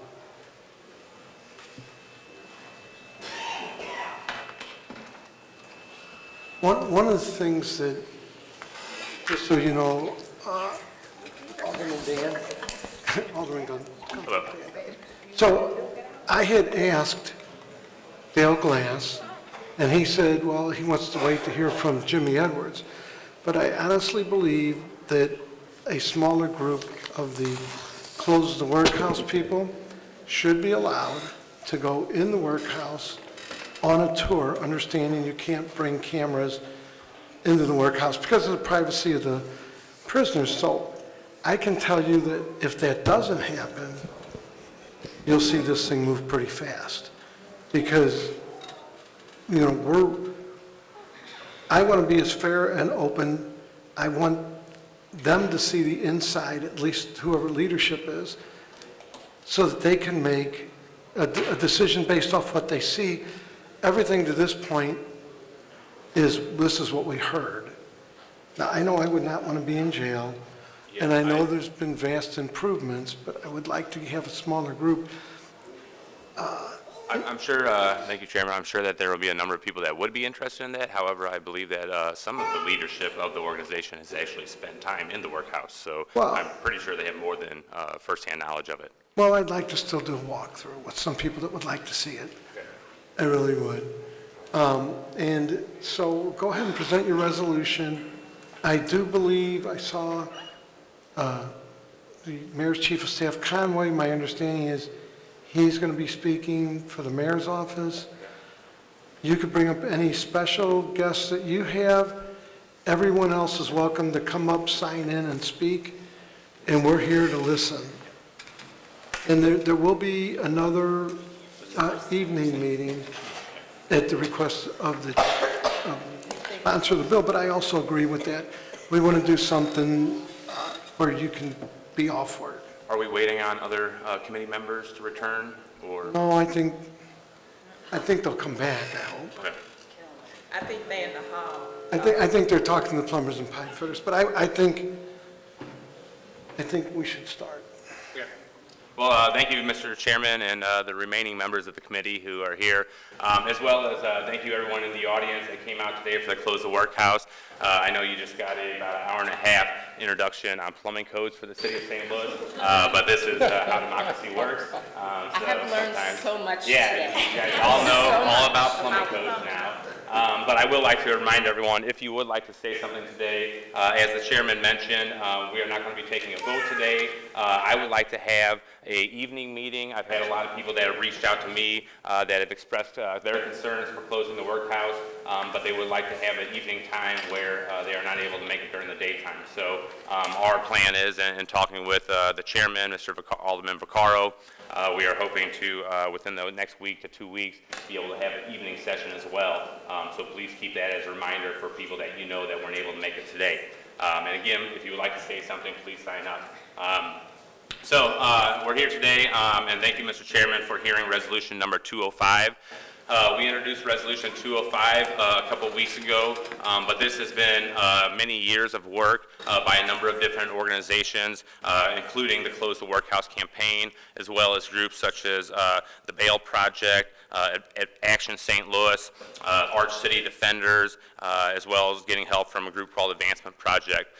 So there are a number of different organizations that have been working for years to figure out how we can take the facility that we know as the workhouse, as the medium security facility, and be able to relocate the number of detainees that we have there into the other facility, which is the Justice Center, or the CJC, which is a newer building, a more modern building with better conditions, and be able to then use the funds that we spend every year on the workhouse, approximately $16 million a year that we spend on that, and whatever money that we are not having to have to pay to keep that facility open, the workhouse open, that we will be able to reinvest that money into real public safety, rethinking public safety. So there's been a lot of work that has been done, as I said, over the last couple of years. that has dramatically decreased the number of people that are being detained right now in the workhouse. Our total, and this is a result of something that was put out at 10:30 this morning. All of us received a letter from the mayor's office with some of their facts concerning our population. And from their own information here, they're saying that from 2013, we had about 1,450 people detained, to whereas right now there's about a total of 930. So we've seen about a 40% reduction in the populations of our jails. We believe that this will continue because there's still being work done. January 2020, there was a Supreme Court issue that talked about bail reform, about not holding people because they cannot afford to pay bail. So we believe that there will be continue to have progress on reducing the number of people that are being held to where we can get to the point to where we are no longer needing to have the workhouse open. And again, just some numbers that were also presented.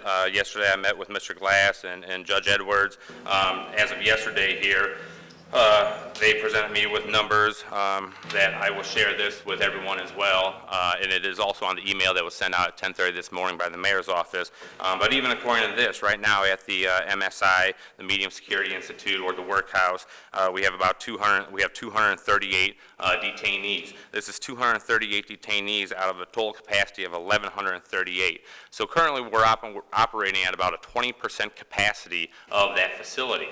I think if you look at any other sort of project out there, whether it be a hotel or anything that was running at 20% capacity, it would quickly be shut down. So I think that is an important thing to remember when we're looking at, we're getting information about, oh, we have to have overflow. We need a 20% room for a bubble in case there's people that are coming in that we need open seats for. But I believe that when we start looking at the numbers here, we will be able to prove that not only will we be able to shut down the workhouse to move people to a new facility, to the downtown facility, but then we'd also be able to look at how we can use that money to be able to reinvest it in items such as pretrial services, items such as witness protection. There's a lot of services that we don't provide. A lot of times people are incarcerated for I would say either mental issues or substance abuse issues. Well, if we were investing this money into actually having a facility that can treat people for mental issues or for substance abuse issues, this would stop this repeated cycle of poverty and this repeated cycle of incarceration to where we actually be able to help people to get better. There's another, I believe everyone here should have received in their mailbox the Close the Workhouse report. This was put out by the Close the Workhouse group. And even on the first page, it has a wonderful quote from Angela Davis that basically says that prisons do not disappear our social problems, they disappear our human beings. Homelessness, unemployment, drug addictions, mental illnesses, illiteracy are only a few of the problems that disappear from public view when the human beings are removed from our society, and relegated to cages. So again, that's a quote from Angela Davis. I think that we can look at this, all sides can look at this and come up with a way that we would be able to say, we can house the people that are violent offenders. We can house the people that are a public safety issue for us. But when we look at people that are still being housed on warrants, people that are still being housed because they can't afford bail, people that are being housed because they can't afford child support, we can look at those issues. We can look at drug addiction, mental illness, illiteracy, homelessness, these issues that people get incarcerated for, and we can reinvest our money into breaking those cycles. So I do have with me here Alderwoman Annie Rice from the 8th Ward. As most people here know, Annie has been working for quite some time on criminal justice reform issues. So I would like to invite her to say a few words just on how cash bail and criminal justice reforms has gotten us to the point to where we really don't need to be operating two separate facilities, and especially one facility that is only being operated at 20% capacity and costing us $16 million a year. So I would like to introduce Annie Rice, Alderwoman Annie Rice. Thank you, and thank you, members of the committee, for hearing this. And this resolution is asking for a plan. It's asking for a plan to close down the workhouse. It would be, I think, in the committee's or in the, all of our organizers view that we should close this thing down today, but this resolution is not asking for that. And so I want to be clear about that, that we're working towards incremental change here that, you know, some of us don't think is good enough, but this is where we are right now. We're asking for the Board of E&A to reduce the amount of money that is going towards the workhouse, to put in front of us an actual plan to close this thing down as soon as possible, because like Dan said, we are wasting $16 million a year on a facility that is 20% occupied. We have people who are working out at the MSI at the workhouse that could be transferred over into the CJC. There are jobs available. There are some 50 vacant positions for people to be working in the Justice Center. So we're not talking about eliminating jobs for city employees. We're talking about closing down a facility that has caused undue harm to the community in St. Louis. And this is a good faith effort to say no more at the workhouse. So talking about cash bail, part of the reason that we've had such a dramatic decrease in the number of detainees is because of these new Supreme Court rules. So Arch City Defenders had a lawsuit against the city of St. Louis for holding people only because they had not been given a bail hearing or because they could not pay. And in the meantime, Chief Justice Draper, Judge Draper, issued new guidelines under the Missouri Supreme Court to judges to change how they assess bond, right? So cash bail, the primary purpose of cash bail is to protect the public and to ensure that someone comes back to court. What we've found, though, is that the amount of money is not really what brings people back and is not what keeps people safe. Because if you're a millionaire, no amount of money is going to keep you from being able to pay your bail and get out, right? You could, if you are assessed a bail amount that you can reach, then you're out, right? So true public safety is assessing whether or not someone is a public safety risk, and we could eliminate cash bail entirely and say, if you're dangerous, you don't get out. If you are not dangerous, then we find ways to get you back to court. And what the Bail Project has found in their work here in the city of St. Louis is that merely connecting people with the court, connecting them with their court times, whether or not their case is actually going to be heard, because a lot of times those things change, and making sure that they have transportation is the best way to get people back to court. It's not whether or not they have money on the line, because the Bail Project is paying for them. So it's not their own investment of funds, it's just, do they know that their court case is coming up? Do they have the ability to get there? Are they being reminded? Do they know which court building it's in, right? So all of those things ensure that people are coming back for these lower level offenses, right? You should not be held in detention waiting on a lower level offense when all it is we need you to come back to court to face the charges, right? And if you're dangerous, then we shouldn't let you out, right? There is a way to do this, and other cities and other states have systems that work, that we don't even assess cash bail. So here in Missouri right now, our judges are having to look at the needs of the person who is in front of them. What is their actual ability to pay? And having to take that into account when they're deciding how they're going to assess bail. The police department actually is leading in the Justice Center right now an initiative to do a needs assessment of every inmate that they can get to when they're coming in. They have this whole needs assessment grid, and it goes through everything from housing to employment to transportation to mental health to drug addiction, and determining on that scale, what is it that they need, right? Is it chronic homelessness that's keeping someone back in and out of our jails?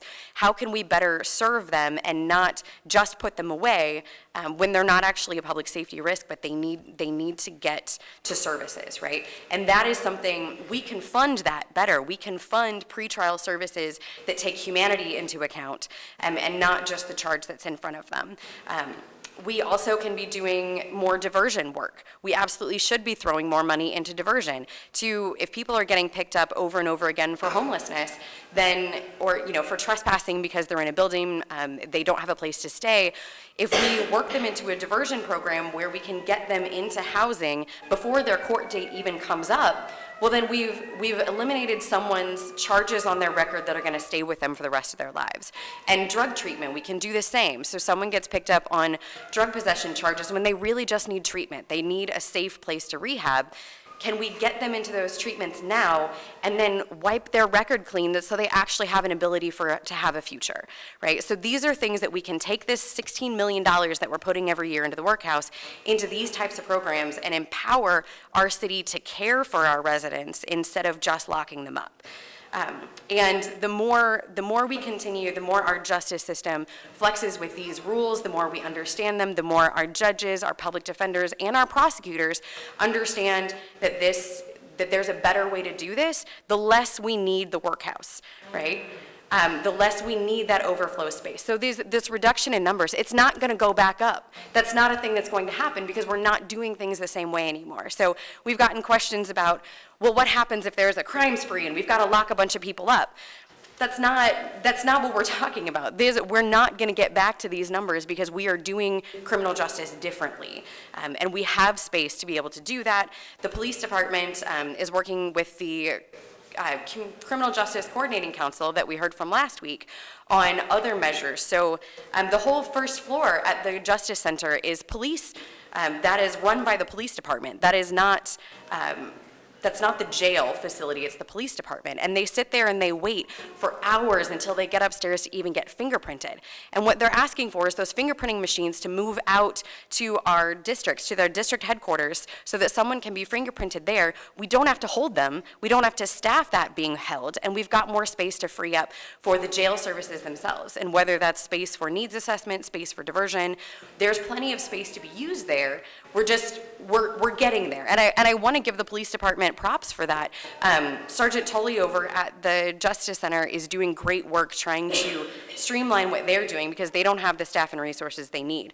The other piece of this is also we're holding people overnight awaiting their time to talk to a prosecutor to see if they're going to get released on their own recognizance.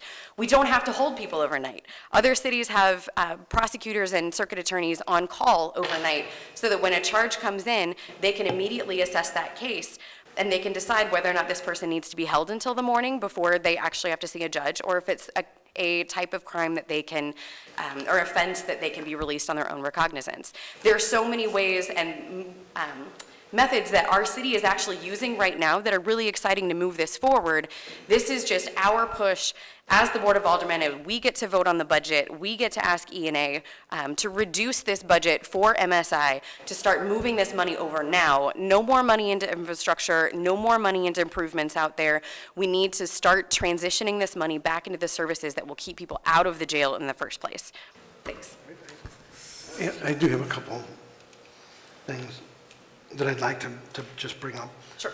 One, when you talk about the bail project, Yep.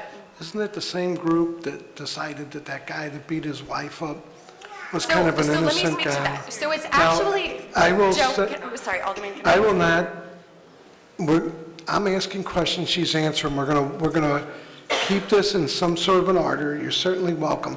But then the guy goes home and kills his wife. Isn't that group, or am I wrong?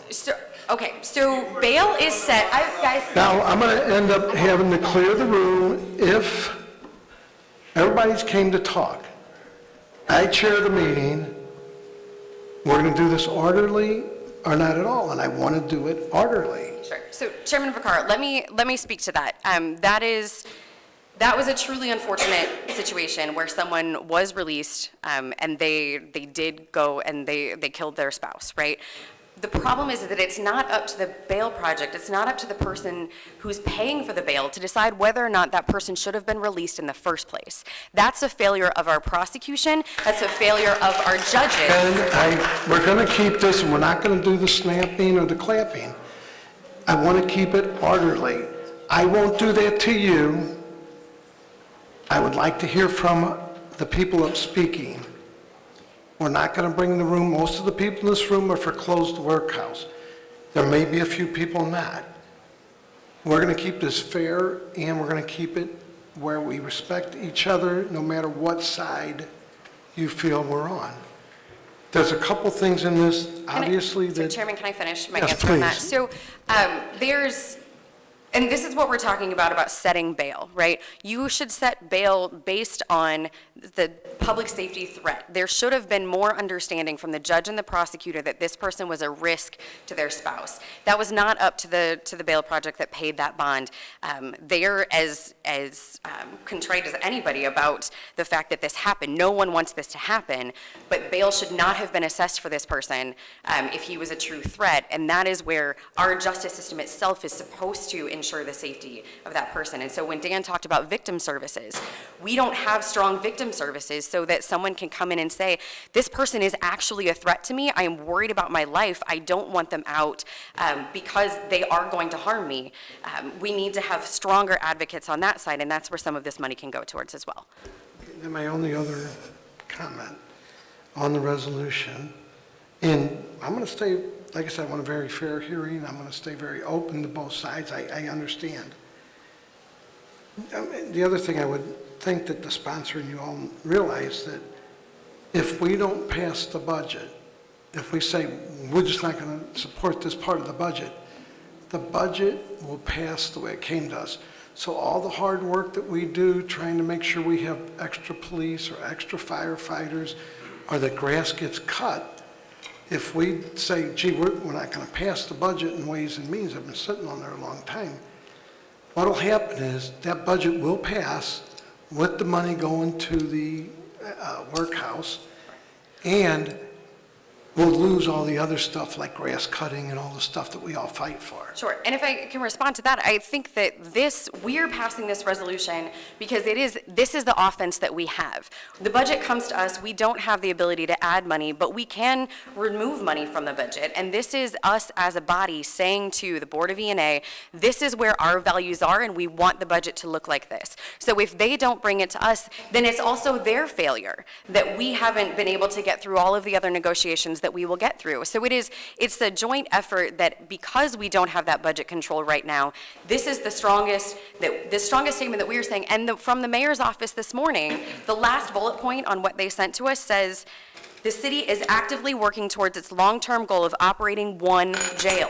They are saying that they're going to do this too, so we're saying we want to plan now. But I just want you to understand that if we choose not to pass the budget, if this is in it, the budget will pass without us with this in it. I mean, I just want you to understand I that. understand.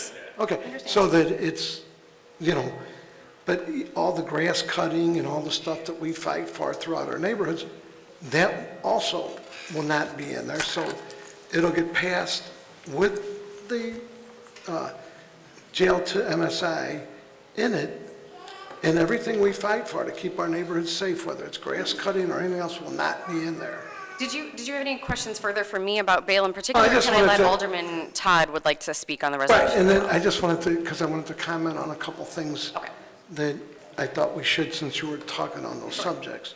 And no, Alderman Todd, you're up next, and then Alderman Gunther, you would then choose however you want to do it. I don't know if there's pros and cons in the room. So if they want to sign up pro and con, we can. Just sign up us over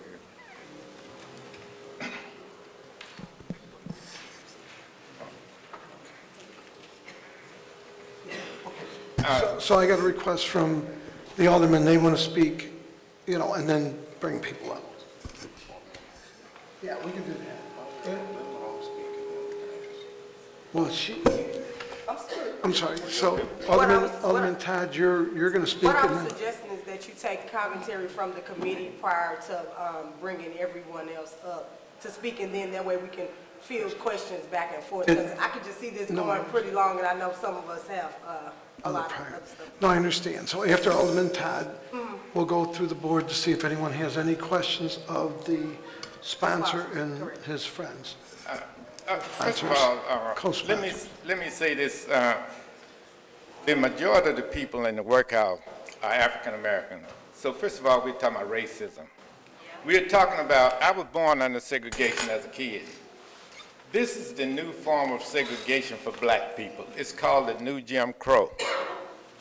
Anytime we can spend $70,000 to keep one person in jail, we should be appalled. It should have been closed because $35,000 over at the Justice Center is too much money when we could have $1,000 a month, which is a guaranteed annual income, and save the taxpayers $23,000 and have crime lower. So that's the first thing, is racist. The second thing is wasting taxpayers' money.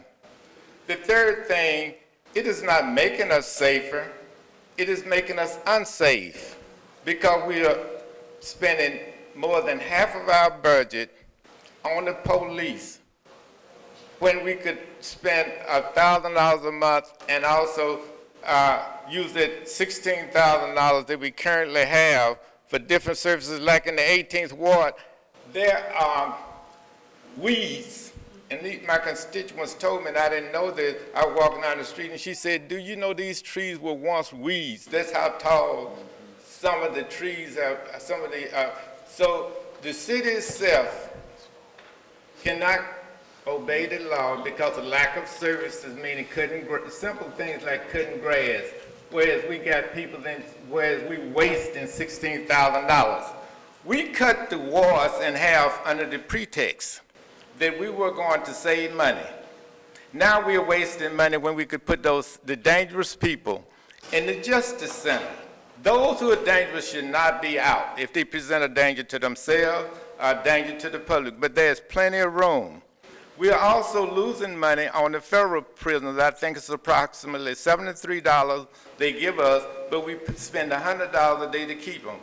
We cannot, first of all, many of those same federal prisoners wouldn't be there unless we had this racist policy at first of 100 to 1 with crack cocaine versus regular cocaine. Now it's 18 to 1. 18, you get 18 times more time for having crack cocaine right now than you do powder cocaine. What is my main point? My main point is we're wasting money. This is a racist policy. This is segregation, this is the new Jim Crow, a new segregation that has always affected especially African Americans. And so we should close it down as soon as possible, and we should be unapologetic. And that's all I have to say, is this workout needs to be closed down right now. I want to say a couple comments, and we're going to go through the board. First, I would disagree with it being racist.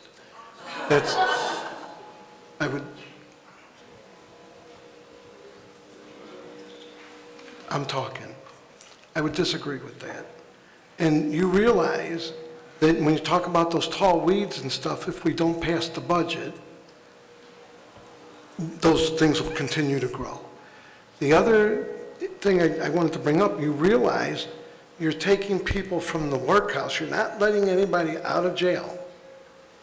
You're taking people from the workhouse, people that are there in a minimum security, and you're going to mix them in with the maximum security people.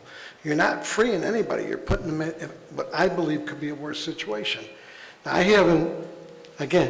I really haven't decided which way I'm voting on this. I can tell you that I see the pluses of the savings of the money and not running a facility if it's not necessary. But I don't want any false information out there that this is going to be easier on any prisoner, whether they're black or white. We're just simply moving them from one jail to another. We're not freeing anyone. And you're taking minimum security prisoners. It's not Club Med over there, but I have been over there. It's like a basketball court, and there's a dentist 3 days a week, doctor there, and there's a hair cutting shop. You're going to take the people from what would be pretty much a minimum security. We're not letting them out on the street. You're moving them to a maximum security facility with a lot more restrictions than they had when they were in the other. At least that's my opinion on that. Do I think that, if we're running two facilities and it's not necessary, then yes, we should close one. Do I think that moving people over to the maximum facility, I have toured the minimum and I've toured the maximum. I wouldn't want to be in either, but I guarantee you, there is so many restrictions in that maximum facility. I think if you polled the people in the minimum security, which I'd love to talk to, which I'd love to go over, I think they probably wouldn't want to be in the maximum.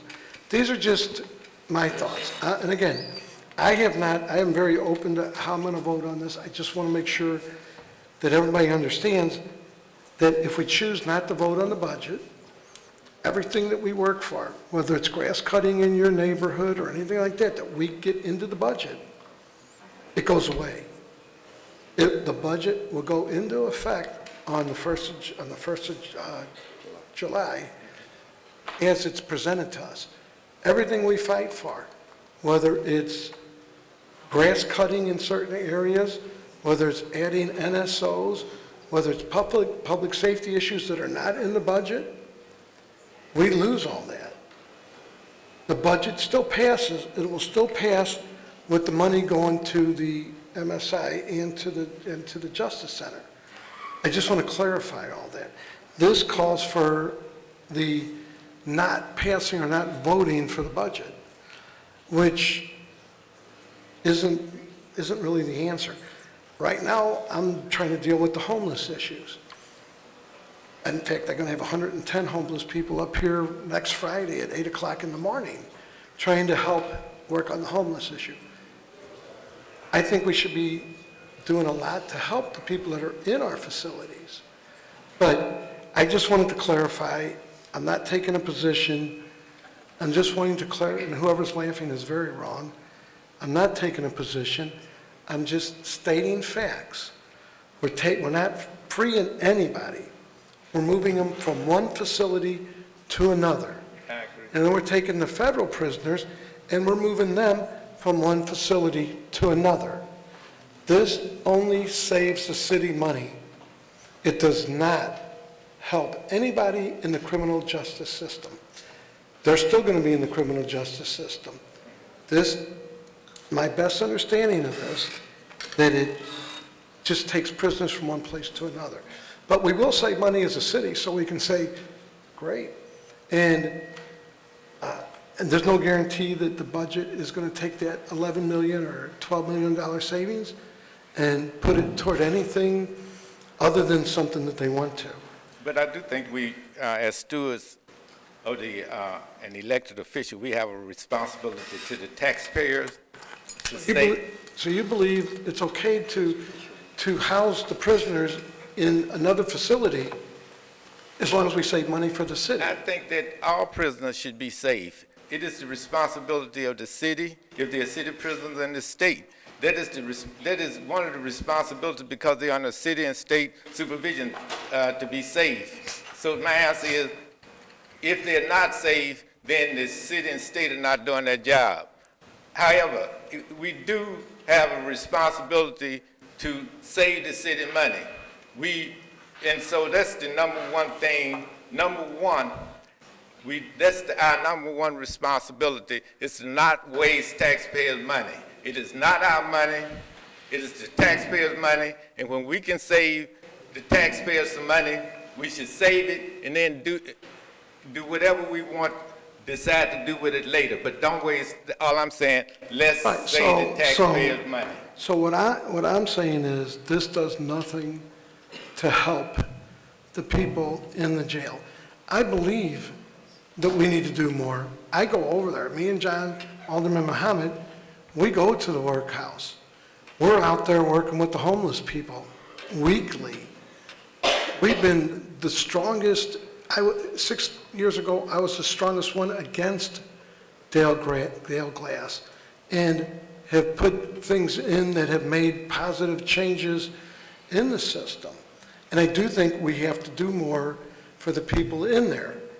But if this is just simply a bill to move prisoners from one place to another to save money for the city, because there's no guarantee that money that we save will go to anything, because we put money places all the time and don't make it. We don't even have say over the budget.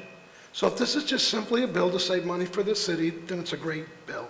It's not a bill. What I'm concerned about right now is that we save money for that we don't spend $70,000 per prisoner that we set an example that $35,000 in the Justice Center is too much, and that eventually those people will be on a guaranteed annual income and won't be in prison in the first place. Because I think prisons are almost obsolete. The way that we cage people is simply a new form of segregation. We should end, that's what it is.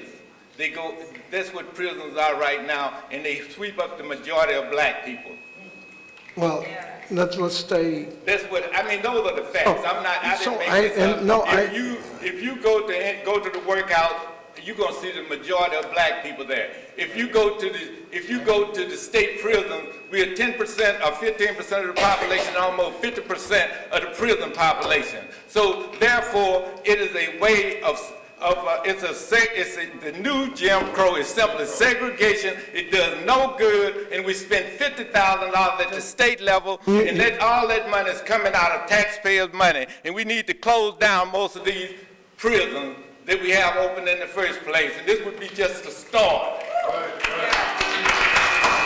And let's just all stay. I'm just giving my opinion. Again, I am open. I think I'll wait until everybody's done discussing stuff out there. No, we're waiting. So, this is my opinion. I respect your opinion. I'm not opposed to closing the workhouse. I'm just stating what my opinion is, that this, by saying we're not going to vote the budget, and it sounds good, but we as a Board of Aldermen don't control that budget. We merely make suggestions. The Board of E&A would make the decision. We work hard to do a lot of different things. I'm going to go across the board because I said I would. And Can I reply really quick to your comments about the budget, though? Can I make some? Sure, if you please, and then I stepped way out of turn. So your concern about that, you brought up quite a bit about your issue with if we hold up the budget, that then it's going to go back to whatever the mayor approves of, or the Board of E&A approves, and then we are cut out of whatever negotiations we've had. In the 3 years that I've been here, every year we've had negotiations to where we've had the opportunity to say whether it's we want more equipment for forestry, or we want more money going to park rangers, or we want more money invested in our trash trucks. Every year we have the opportunity as the Board of Aldermen to negotiate with E&A. So we're under that pressure every year. If and that's your concern is that if we don't. Let me explain, because I've been on Ways and Means since day one. We can only take money. We cannot say where that money goes. Yep, well aware. And if we can't come to a reconcile with E&A, the budget will pass the way it was presented to us. So all that work that we've done to get the extra grass cutting and all the different things will go away. Am I right? Again, I think this is something that we're under this pressure every year. What happens if we don't agree? What happens if E&A says, well, we do have a 3-member E&A, so we have the president of the Board of Aldermen that we would like to hope that will continue to fight for the things that we ask for every year. Again, whether that's more forestry, more refuse trucks, more money going into different departments.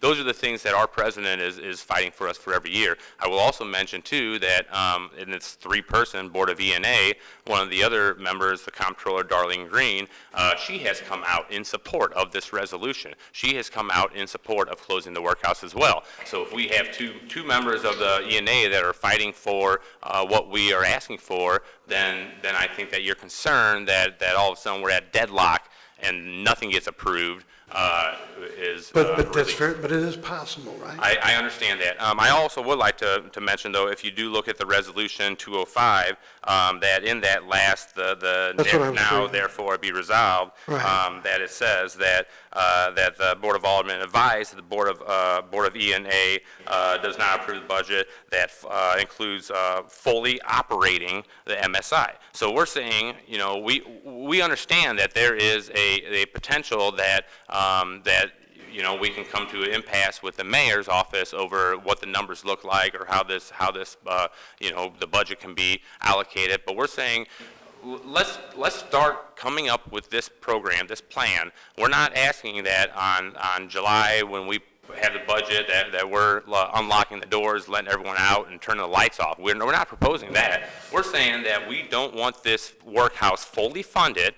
We want to come up with a transition plan. And again, as the Alderwoman from the 8th mentioned, that even on the 10:30 a.m. release from room 200 today says, the city is actively working towards this long-term goal of operating one jail. So they even have it in there that is the goal. So this is where I'm saying this isn't sit down and lock ourselves to the door and say we're not going to fund or we're not going to pass the budget and the mayor gets to do what she wants. We have advocates for us on the Board of E&A, and we are hoping that we can use this resolution as a benchmark to say let's come up with a plan to get our population out of there and be able to reallocate those funds into other services. And when we talked, I didn't disagree with this, and that's why I said we have it here and I want to have a fair hearing. Absolutely. And I'm not absolutely opposed to this, but I do want, since everybody basically there's going to be on one side, I also think that the other side of things that people have told me should come out. And I want to be fairly factual. Absolutely. So let me go across. Let me go across the board, and let's just go, Vice Chairman Boyd, any questions? Sure, and some comments. First of all, I want to applaud Alderman Rice, Gunther, and Todd on their advocacy. I don't know what's wrong with my mic. I don't think we will be where we are today as far as the jail population. Maybe I switch to another mic. That's driving me crazy too. Is this better? Oh, yes. Right. Yes. Okay, I don't think that we will be where we are today with the current level of population if it wasn't for your advocacy and all the people in this room. So I just want to make sure I applaud you and I support you in your effort. If we don't change the system, it would never get better. We can't continue to do what we always do, right? So first and foremost, again, I want to congratulate you on that because I think we're moving in the right direction. I would hope that we are not incarcerating people for child support, these non-violent offenses, because I agree with you that, that's counterproductive. I've always found that incarcerating somebody for child support is ridiculous. It flies in the face of logic. So now you incarcerate somebody and then they lose their job and now they're further behind in child support because the state does not give them a free ride on that. So I'm looking forward to hearing Commissioner Glass, speak to that. I'm not sure if a body that we should count on E&A, in all seriousness about this issue, we could take hold of this from a legislative point of view.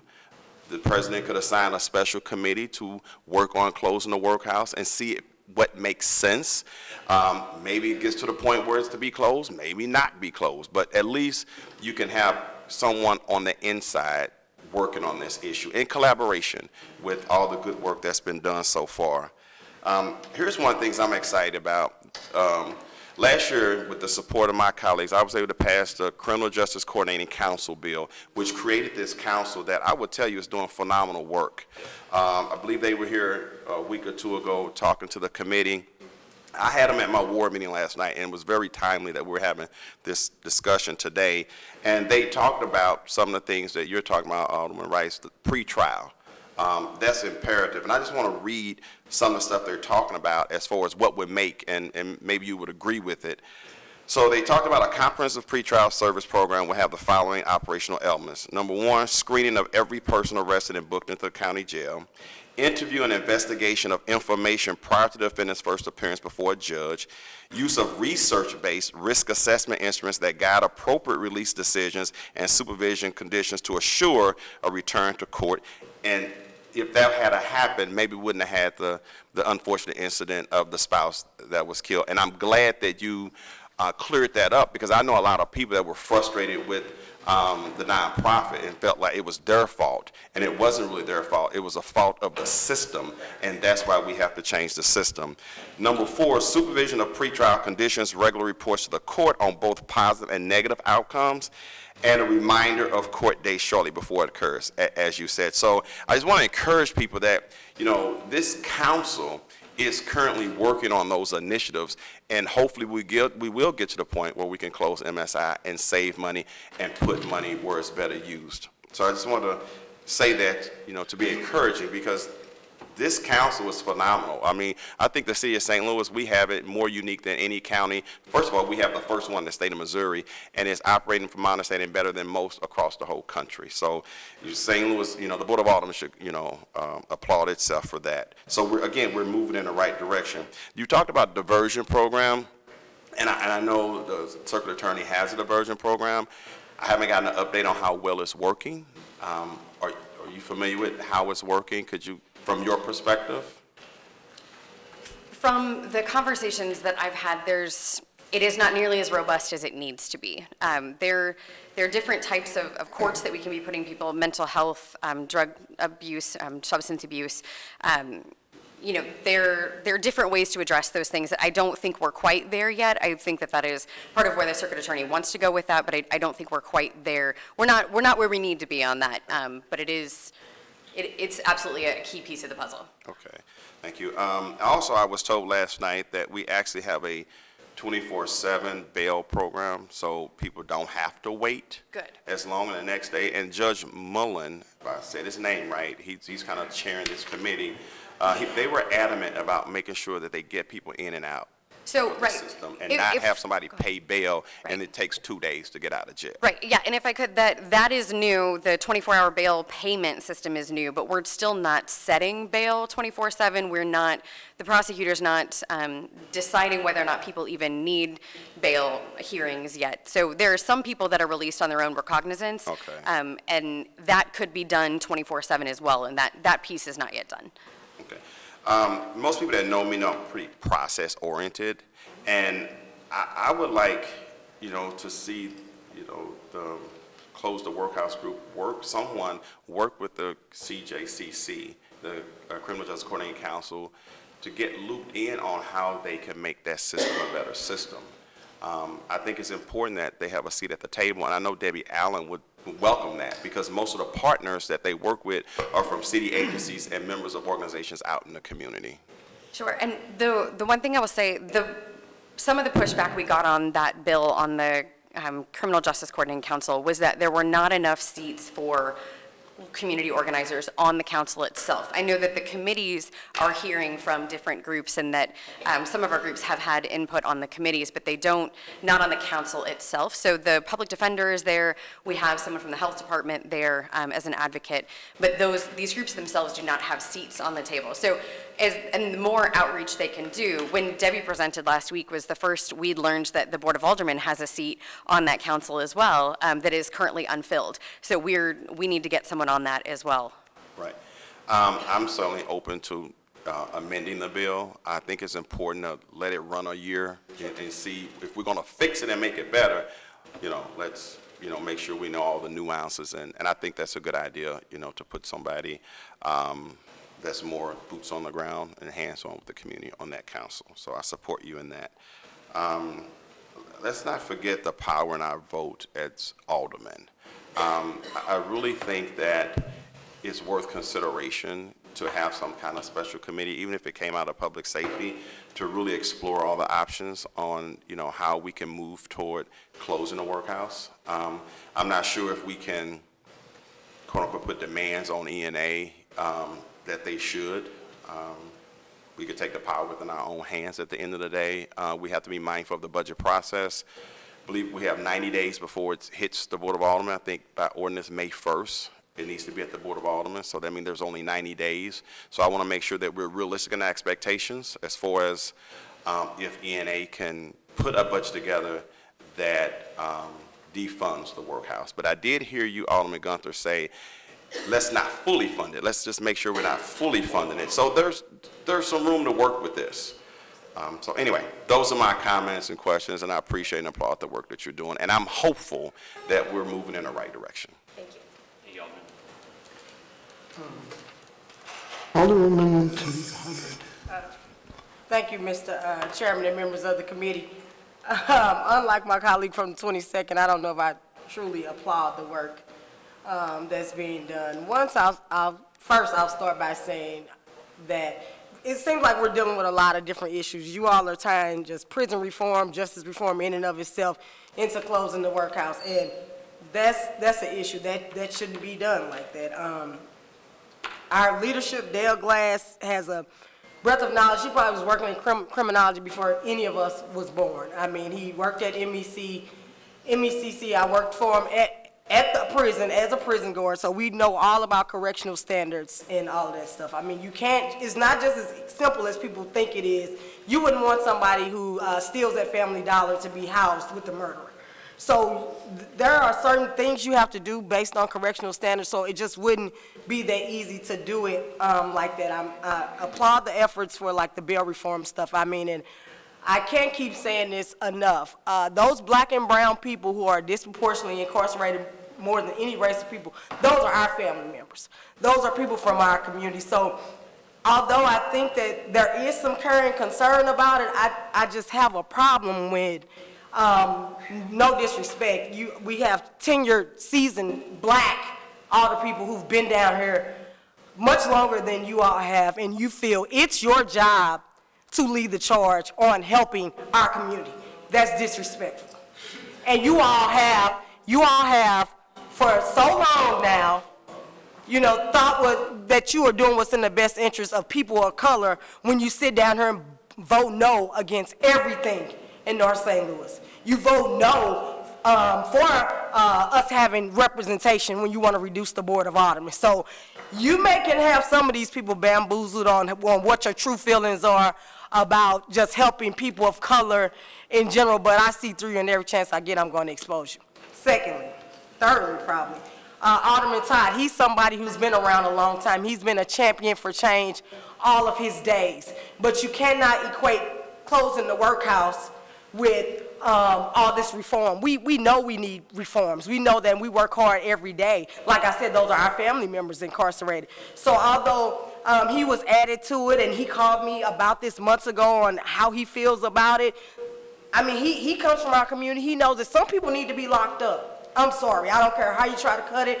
I mean, I've been a probation and parole officer. I've been a prison guard. I lived in public housing, still live in public housing right to this day in my community. Some people need to be off the street. So it's not just a situation where we just need to free people, and we need to close the workhouse. This workhouse is just this big boogeyman.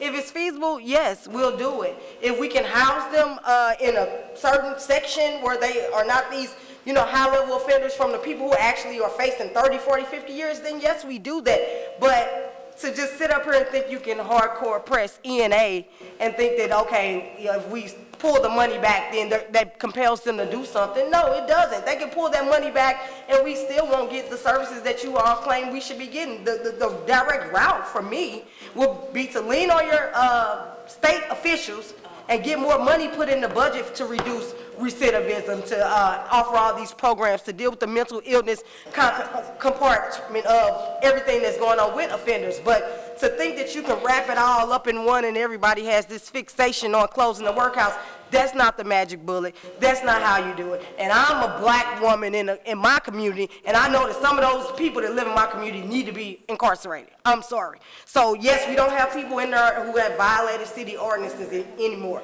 That's a good thing. We don't have people who, had this excessive bail. We reduced that, but some people need to be incarcerated. So this sensationalized effort that, people are pushing, the same people are pushing are the same people that have oppressed black people for 400 plus years. I have a problem with that. If we're gonna have some change and go about doing stuff, let's do it the right way. But don't come in front of me and act like you're doing this because you care so much about my community, because you vote no every time for stuff in my community. You vote right now to take representation away from North St. Louis when you don't want us to have 28 aldermen. You want us to have 14. You know it's not going to be 7 black and 7 white. So, I mean, if we're about change, let's be about change, but quit bamboozling the community, because I'm gonna expose you every chance that I get, and that's all I have. Thank you. Thank you. Well, let's keep going across, because I understand what she's saying. She was basically saying sort of what I was saying. Prison reform is important, just like it seems like me and Sharon Tyus are the only two that are out there supporting the homeless bill, that trying to open up something downtown for them to go through the day. Instead, they're all sleeping out on the streets. I got 110 homeless people coming in next Friday. I don't see anybody, but I am for prison reform. I've been on Dale Glass for 6 years over there on how we treat people, on how they're treated with medicine, medically, and there's been improvement. What I was saying, and again, I'm open, to this. I wouldn't mind, again, taking a group of people that are for the close the workhouse to go in there and maybe kind of talk to some of the people that are actually in there now. There's been vast improvements over the last 6 years.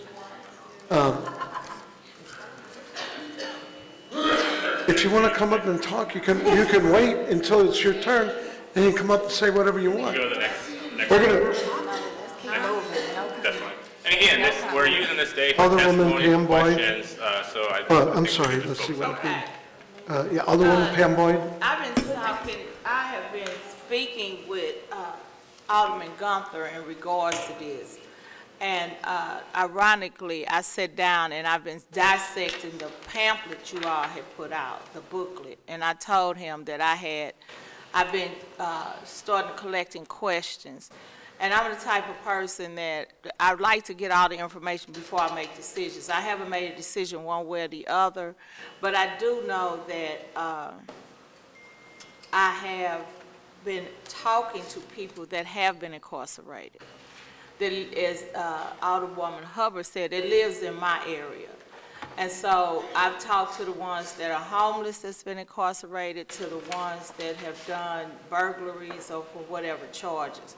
So I'm trying to feel out either way to see what their perception is, what they dealt with while they were in there. I've had conversation with Dale in regards to the workhouse. I've toured the workhouse unannounced and announced, because I'm just trying to collect as much information as possible. I agree with Alderwoman Hubbard, and as an African American and as a woman, I know some of our people don't need to be out there. They don't need to be on the street, because they're continuously, I say they're institutionalized. I talked to a guy that had did 2 life sentences, and he wound up coming back on the street. He was institutionalized, so he wound up going right back in, because he didn't know what to do. And so I just think when they're incarcerated for long periods of time, it gets them to a point that they don't know which way to go. And we do need the social service piece to help those people. But also, I talked to someone that had been in jail all the way up to Jefferson City, and I asked him, I said, so why do people keep going back? I mean, I'm not understanding. And his response was, in jail, they're the king. On the street, they're nobody. He said, and so you have to look at the atmosphere and where they are, how they feel. And so it goes back to people as humans, where they feel they fit in life. And a lot of our people don't fit well because they feel like they're not accepted, nobody's paying attention to them, or they're looking down on them. So I don't disagree, but what I told Dan is pretty much what Alderman Vaccaro said. Be careful when we say we're going to shut it down and we're not going to, we're going to hold the budget. Because when I did it the first time, a senior alderman person came to me and said, you be careful, because if you go past that deadline, you'll hurt yourself more than help. You won't help that department, you'll hurt it. And so on you all's end, what can happen is it can turn a flip on you, and you can wind up with more money going to them than you thought, or services being cut on our end. So our city is in a real funky place right now, and when it comes to dollars and cents, because it's so many needs out there, and I'm not dismissing the need of the people that's in jail, I'm not, but I do understand that after I've been watching you all and looking at the work you all have been done, you all have made a big change in our system. So you should applaud yourself for what you have accomplished, because you have done a lot. You have got it where the workhouse, the numbers are lower, where it's better, it's a better environment than what it was. So you need, and it's the people here that's saying, and a lot of people in here have said, I've been there. I dealt with it. I know what's going on. And I think Dale will say, we haven't always hit the mark. We're not perfect, but we're constantly striving to improve it. And so I don't think it'll ever be a point in life where it will never be people in jail. Let's just keep it real. But we need to make sure we have them in a safe and healthy environment while they are going through this process. So, you know, that's where I'm at. I'm just trying to find out. And I told Alderman Gunther, somebody emailed me and they said they wanted to meet. Well, when I meet, I'm going to have the questions so I can be able to educate myself on the pros and cons. And so, as an African-American woman and a mother that had a son, I was fortunate my son was never in jail. But I fought for that. I made sure that he wasn't in that situation where he was in jail. The one time he was, he made it real clear, I'll never go back again. So it's just things we have to do as a society to make sure our people are protected and taken care of, but they have to take care of themselves too. Okay? Thank you. Thank you, Alderwoman Boyd, and as we've had these conversations, you know, again, this is why I wanted to have this opportunity to be able to ask questions, to be able to have people present from both sides, and I believe that we are working towards a solution to where in the future we can say that we are successfully closing down the workhouse and reinvesting in our communities, and so I appreciate your continued conversations with me to be able to address the concerns. So. Okay, thanks. Alderwoman Ingracias.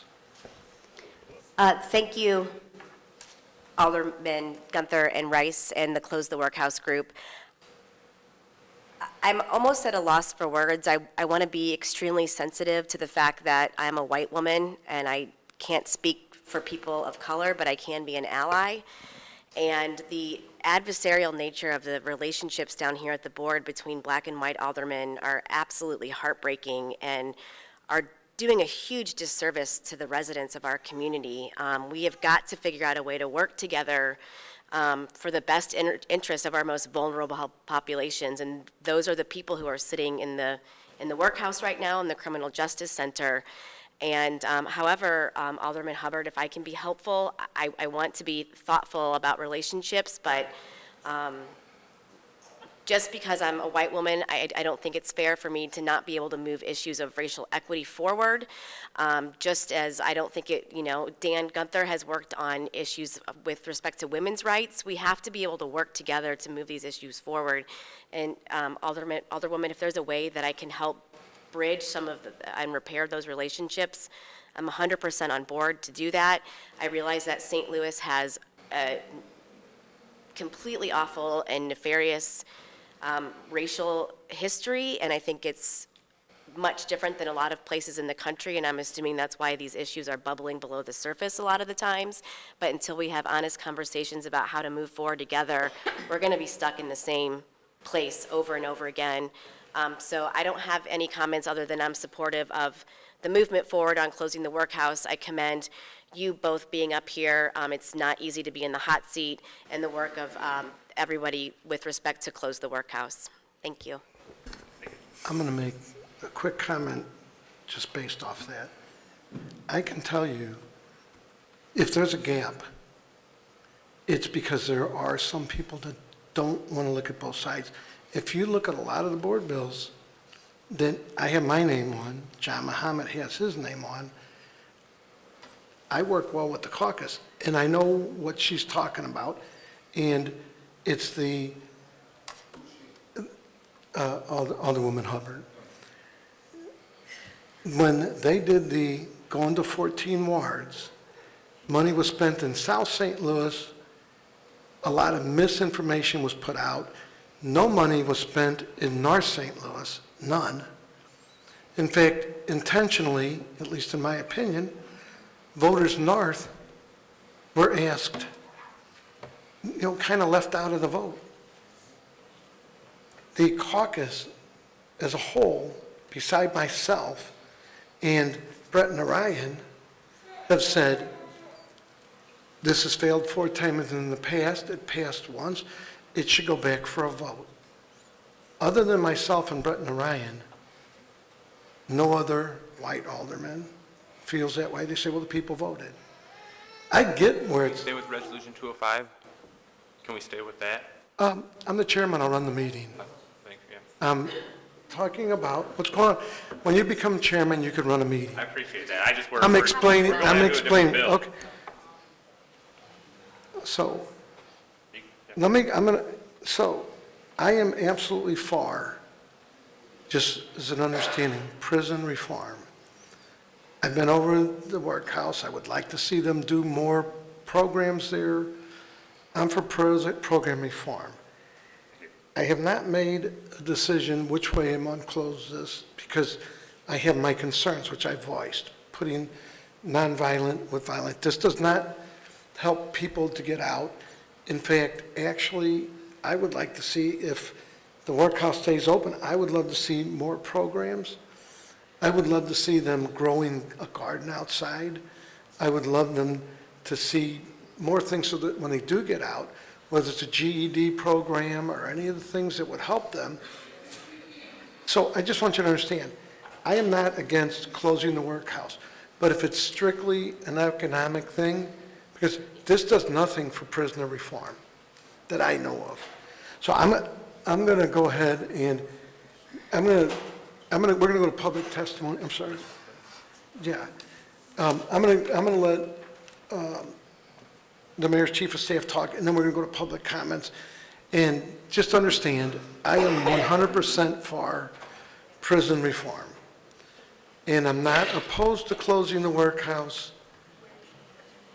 I just wanted to make sure that everybody understood closing the workhouse does nothing other than move prisoners from one place to another. And I sort of think moves them from one place that's better than, well, that doesn't close the workhouse. Cash bail. Okay, and so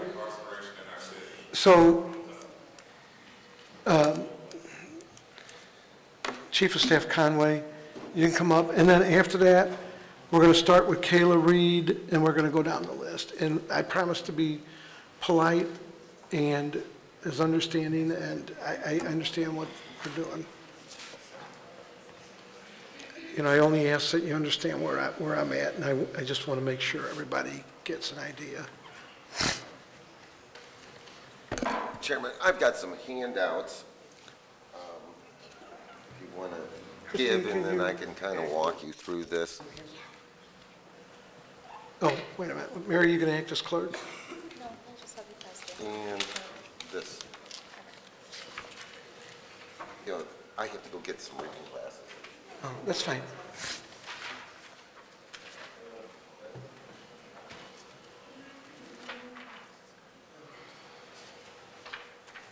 Wow, that's dirty. Couple of things. Excuse me, Steve Kahn. Am I even on? Yes. Boy, I'm a little quieter than I used to be. Okay. So we have two things, and these are the things that we sent you this morning. And I'm going to kind of walk you through it. One was this chart. And it's kind of the statistics and some of the direction that we've taken. Obviously, the mayor's been working very hard on reducing the jail population. It was not because of July 1st, 2019, okay? if you look at how far we've dropped the jail population, it's about 500 people, 540 people over the period of time. There was, I'm sure, another slight drop when the Supreme Court of the state of Missouri issued a new rule about cash bail, and that's been implemented in the city. Nobody's in our prison because they can't make cash bail. What the key is and at least the Alderman from the 8th Ward it properly spoke.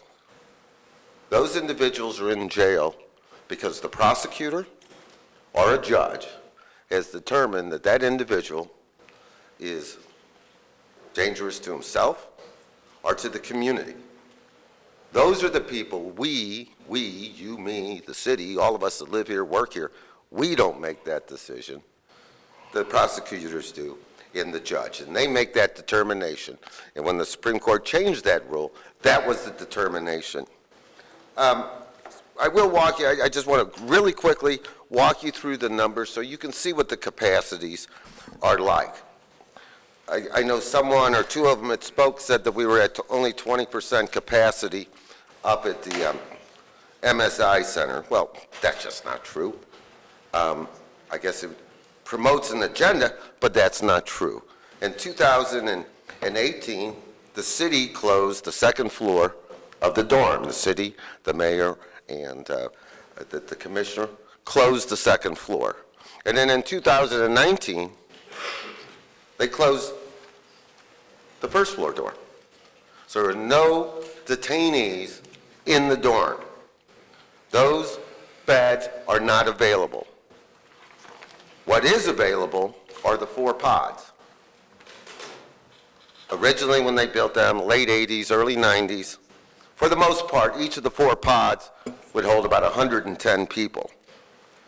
The National Institute of Corrections says 110 is too big of a number. And the true number really should be about 65 persons a pod. And the difference is whether or not you have 1 bed in a pod or 2 beds. So the 65 drops it down to 1. So in reality, when you look on this side where it says MSI, the dorms are closed. Saying 20% occupied is not truthful. When you look at this, you can get a breakdown of who's in there, and the commissioner, who's done a phenomenal job closing down these units and reducing the population, working with the courts, is here to give you more on the details. The next page is the St. Louis Justice Center. If you look, pass those out, Alderman. Mr. Clerk, I passed those out, but I don't know if there's any more extras. When you look at this one, it gives you a little bit better perspective of what's across the street here. It's a breakdown. We have 860 beds, and it's a breakdown. Now, this is Monday. Every 10 minutes, these numbers change, and Dale, who has done a phenomenal job making sure that people are safe and housed in sanitary conditions, has done a phenomenal job. He's here, and he'll walk you and answer any questions that you might have. It shows, and within that industry, within that provision of human services, you can't fill a jail to 100% occupancy. It's dangerous. It gives you unmanageable circumstances. When you look and you see some of these little red lines and the red numbers, those are important because those are basically either people are under administrative desegregation or in hospital beds. And that's one of the things. And then the women. You know, I can't do a whole pod. The pods hold 65. Up north, I might have 48 women. So they're going to take up the other 17 beds. I can't put men on those 17 beds. And Dale will walk you through that. The significant thing is you have to have some vacancy so that you can safely manage the detainees that are there. Pull out 1 or 2 other things that were a little out there. You know, the mayor supports, just like everybody in this room, there's nobody who doesn't support trying to get prison populations and reducing crime across the city. Nobody is against that, but you have to be practical. When you look at our daily counts, every person being held today, sometimes there's a few people, are in there on felony charges determined by the circuit attorney, determined by a judge, determined to be a danger to themselves or to the community. Every person there. On Monday, I had 10 people on misdemeanors. Generally, that's a case where once they're finished being processed and the circuit attorney did not issue felony charges, they were issued as a misdemeanor, then they'll get released. The different crimes, they look at it a little bit differently, and it could be domestic violence or some type of auto theft or whatever the case might be. But that's why we'd have it. There is nobody in any of our jails of municipal ordinance violations. God, I used to have landlords I wanted to put in jail. But we have nobody on a municipal ordinance violation in our jail. And I come down to a couple of other things. I like this $16 million number. I mean, it's just disingenuous to tell you that you're going to save $16 million. If you would just take a half of a minute and look at the budget for MSI, you would know that that's not true. Because every person at MSI has to eat lunch and dinner and breakfast. So even if I transfer them somewhere else, they still got to eat. And every person at MSI has to have medical care. It doesn't matter where they go. I am paying for that medical care. And those are the two biggest numbers, except for the labor. And if I move them to a different location, well, I have to send the security with them. That's the reality of the matter. So it's misleading intentionally to tell you that it's 16 million when you don't look at the numbers and understand the numbers. I'll ask the question. We cannot, again, we got to keep this in some sort of an order, and I'll ask him that question for you. Steve, did you go by director or Steve or?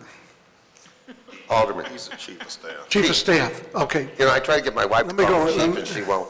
So Chief of Staff Conway, just, so yeah, that's true. What do you guys believe the real number of savings would be? And then I have one other question that I wish you would answer. Because some people told me the reason that facilities have closed down is because the walls and the ceilings collapsing and that it's unfit, that it's really not. What facility are we talking about, Alderman? We're talking about the workhouse. You're saying that. You mean the dorms, Right. what you would consider the old dorms at the old workhouse? Right. Any place a prisoner would have had a cell is closed. I understand it's There's closed. no cells occupied in the dorms. No, I understand. The question someone asked me, and out of fairness, I would ask that question, are they closed because they're unfit? I mean, like, are they collapsing and full of mold and everything?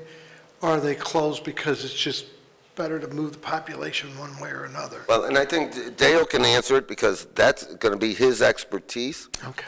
But my understanding, and my limited understanding, is it is safer for the prisoners and it's safer for the guards to be in the pod type style arrangement, and he'll explain that. Okay. And then the other question, and I'll ask it because I'm the one that can, what do you really believe the true savings is? If it's not 16 million, and I know you don't have a real number, but if you can give us your estimated number of what you think the savings would be if we actually really did close it. Because I agree, you still got to pay them, you still got to house them, you still got to, simply moving them doesn't mean you're going to save. Well, if you look at the budget for the MSI, I don't believe that there's any debt on the books. So I don't pay real estate taxes on that real estate.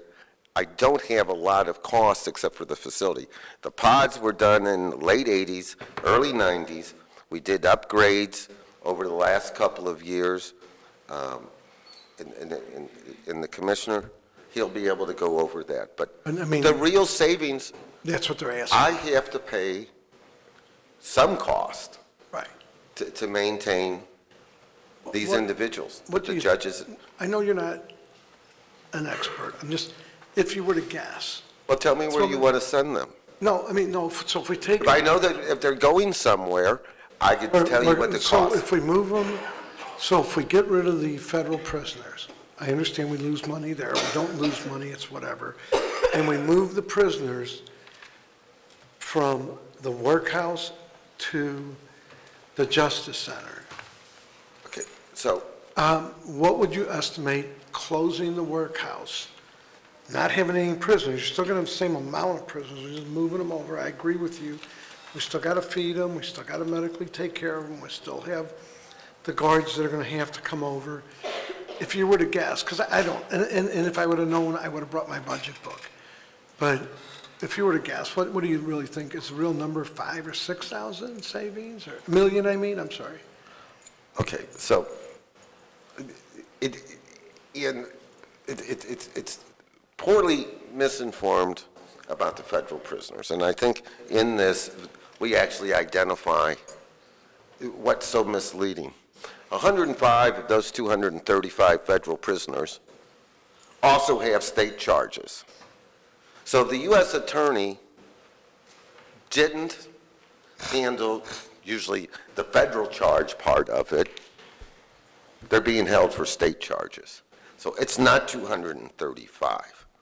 Now, there are some crimes that are not state crimes that are federal crimes, like a felon in possession of a gun. Of the other remaining individuals that are, quote, federal prisoners, the vast majority, somewhere between 80 and 85% of them, committed their crime here in the city of St. Louis. And except, you think about it, it must have been a fairly serious crime here in the city of St. Louis that the U.S. attorney is charging them. So it's the carjacking and the felons in possession. That prosecutor and the federal judges determine that. But these individuals are committing their crimes here in the city of St. Louis for the most part. Occasionally we get people outside. So we can't just get rid of the federal prisoners.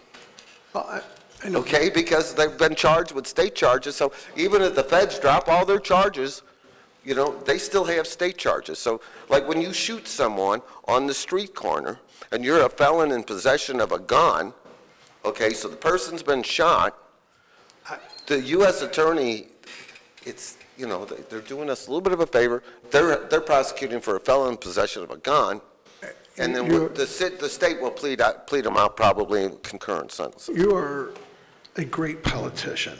I'm Because you just telling never you the way it answered the is. question. You went, I would just say, if you were to close it, and I realize, and you could just say, no, I really wouldn't know the idea. Well, tell me where they're going to go, and I'll tell you how much it costs. No, you had said it would be disingenuous to assume it's 16 million. I agree with that.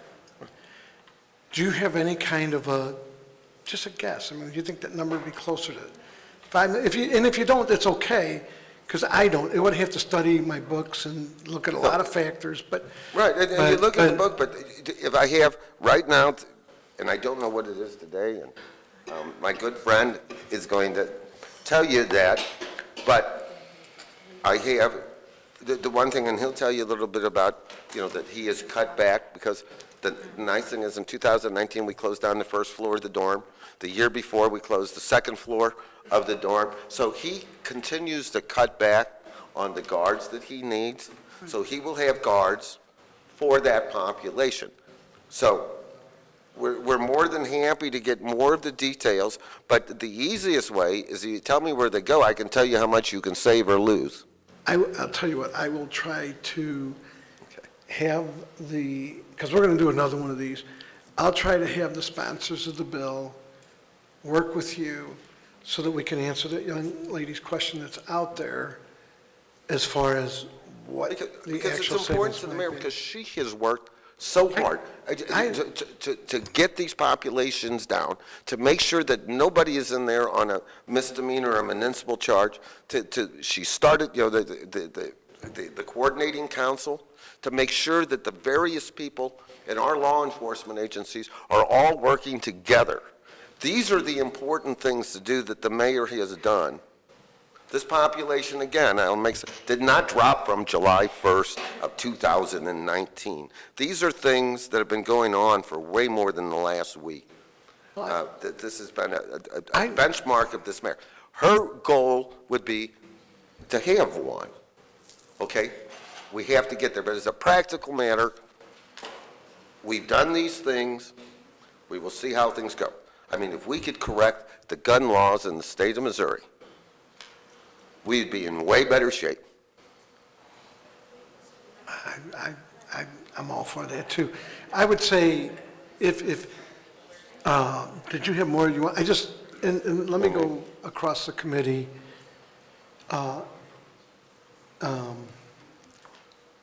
Vice Chairman Boyd, would you have questions? Yeah, I'm just going through real quick so I can get a good understanding of what these savings look like.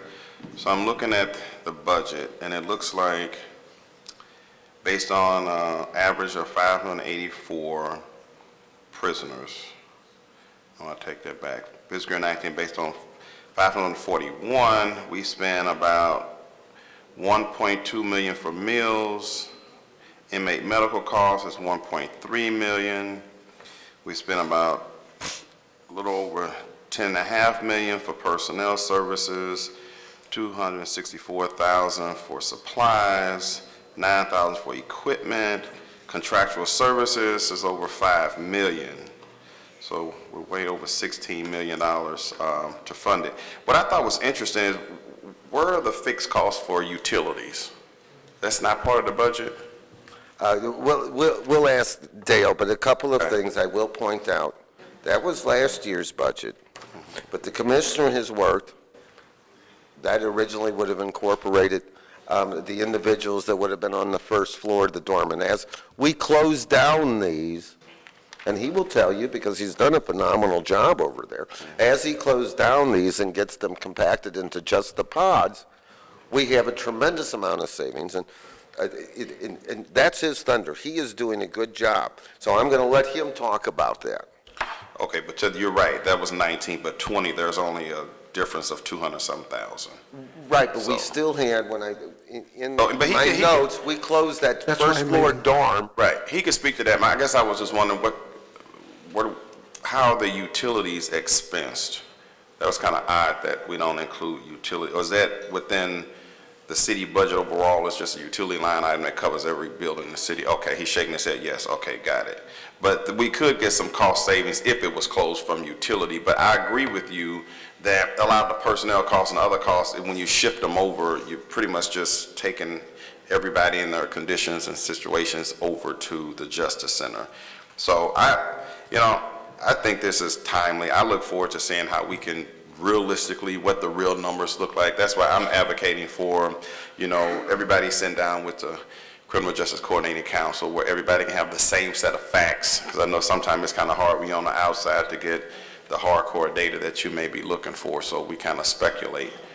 So anyway, moving on. Thank you. That's why I made him vice chair. He's much smarter than I am. Alderwoman Tamika Hubbard.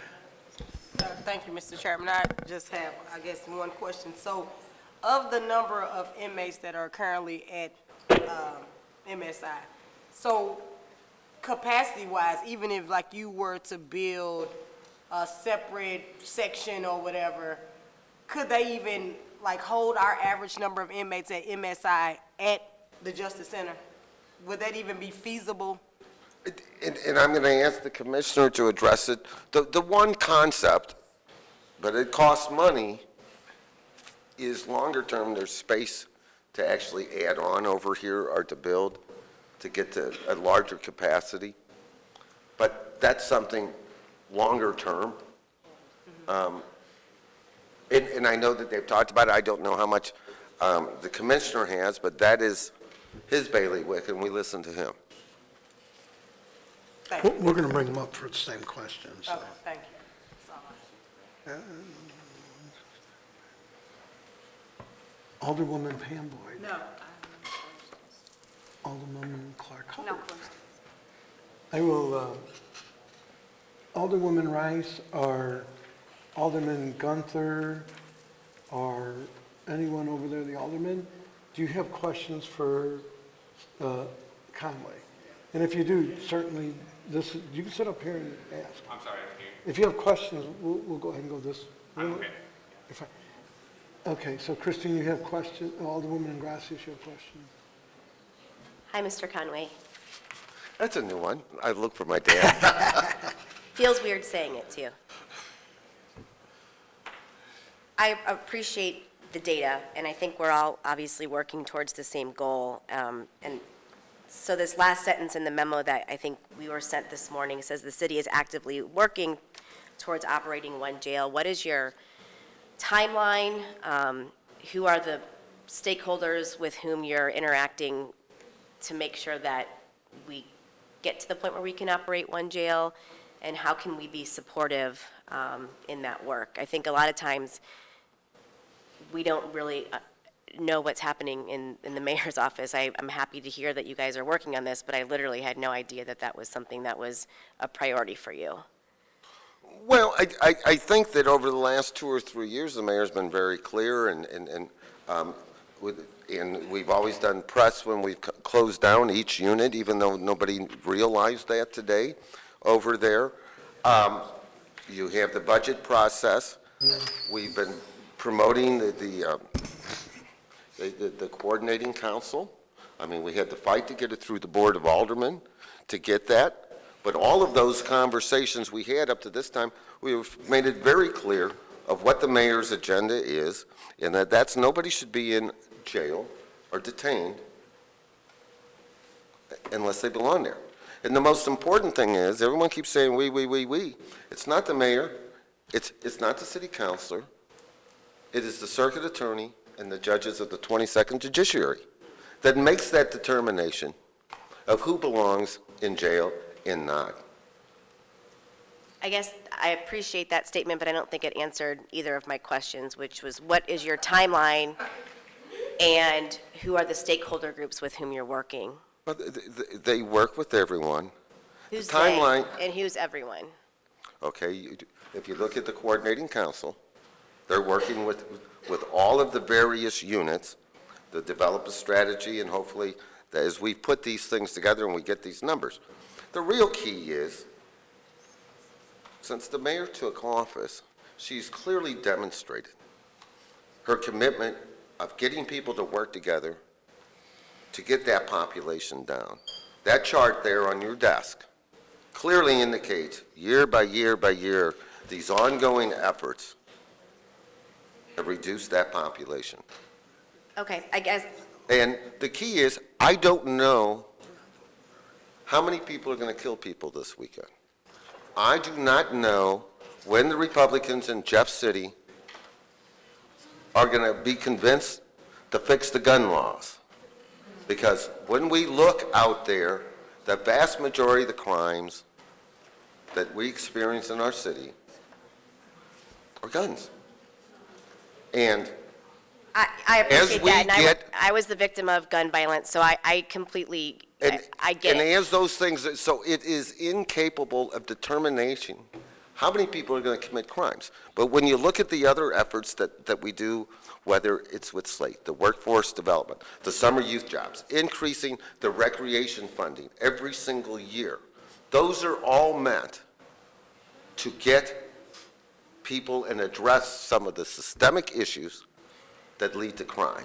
And all of those things the mayor has had a very clear pattern on doing. Okay, I appreciate that. I am going to push back on that a little bit, and then I will shut up. But I think that most of the colleagues that I interact with regularly don't have an idea about what the vision or strategy is out of the administration. I met two of the Fuse Fellows when your office hosted a happy hour a couple of years ago, and then literally heard nothing about it until I asked you, and you graciously had Debbie Allen come speak before Public Safety last week. But nobody that I know knows what's going on, and I've been told off the record by people that aldermen were purposefully not included. I know on short-term rentals that the administration told the key stakeholders that were working on that, not to work with me or with Alderwoman Navarro. And I had a meeting with the mayor over a year ago where she told me if I was not on board with airport privatization, Better Together, and expansion of the Port Authority boundaries, that we had nothing to work on together. So I guess I think that your assessment that we understand that this is a priority for her is not accurate from my perspective and from most of the colleagues that I deal with on a regular basis. And I would only say that the alderman from the 22nd worked so hard to convince this board to get all of He's the... lucky that we were on board because nobody from the mayor's office ever talked to anyone about that. And so I commend the alderman from the 22nd for that work. This is important work, but nobody from the mayor's office ever approached me or anyone that I work with regularly at the board to discuss that. And normally the process here is that there's committee hearings, and it was an ongoing process for the hearings for the Community Justice Coordinating Council. All right.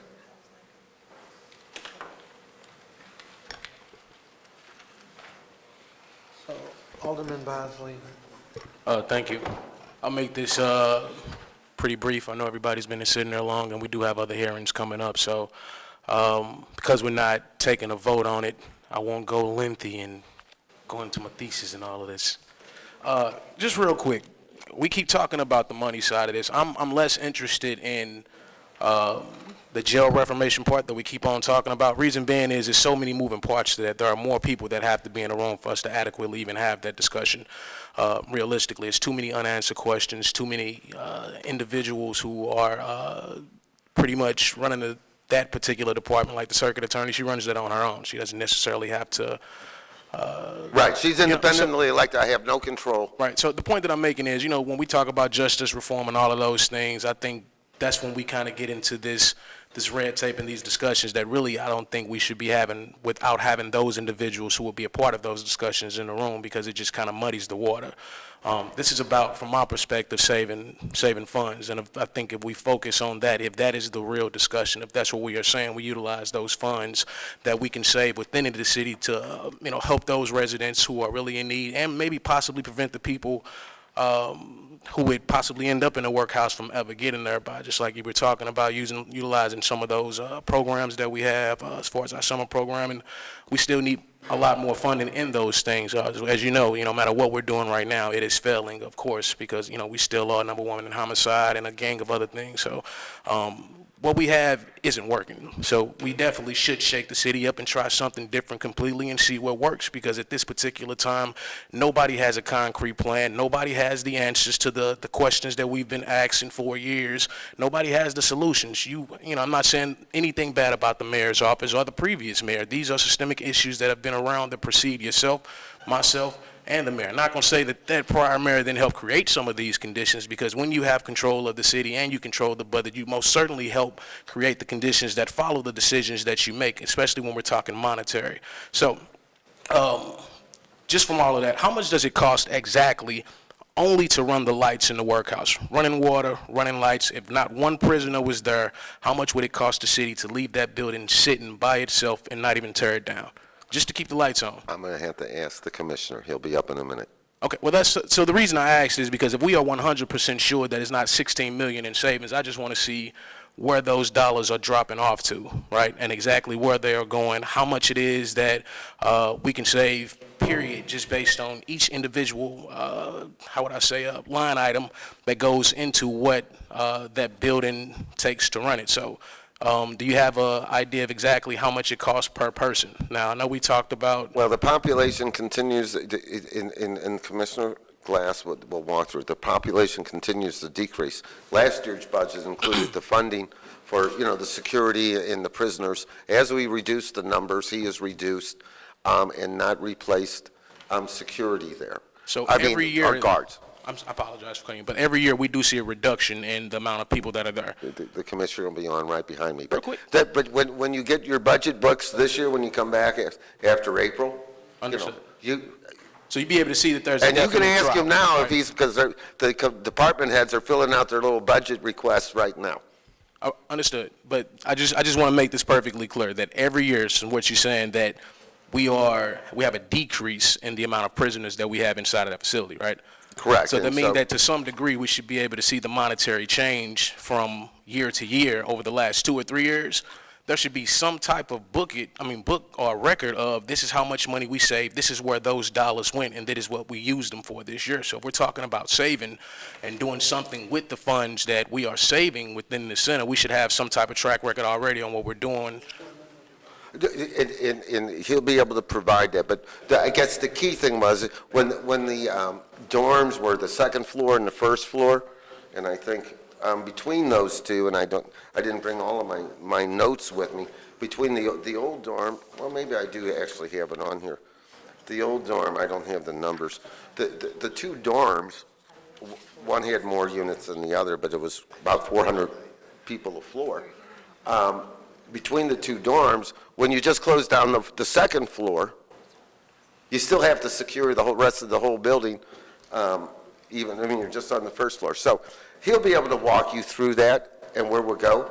I would just say as a personal note, our goal, when you look at the MSI, even though those pods are rated for 110 people a piece, our goal is to meet the National Institute of Correction standard, and that is to put each pod at 65, because it's kind of like the occupancy law.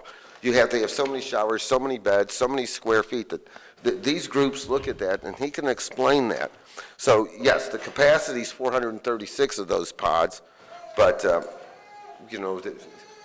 the industry standard or the newest standards for safety is 260.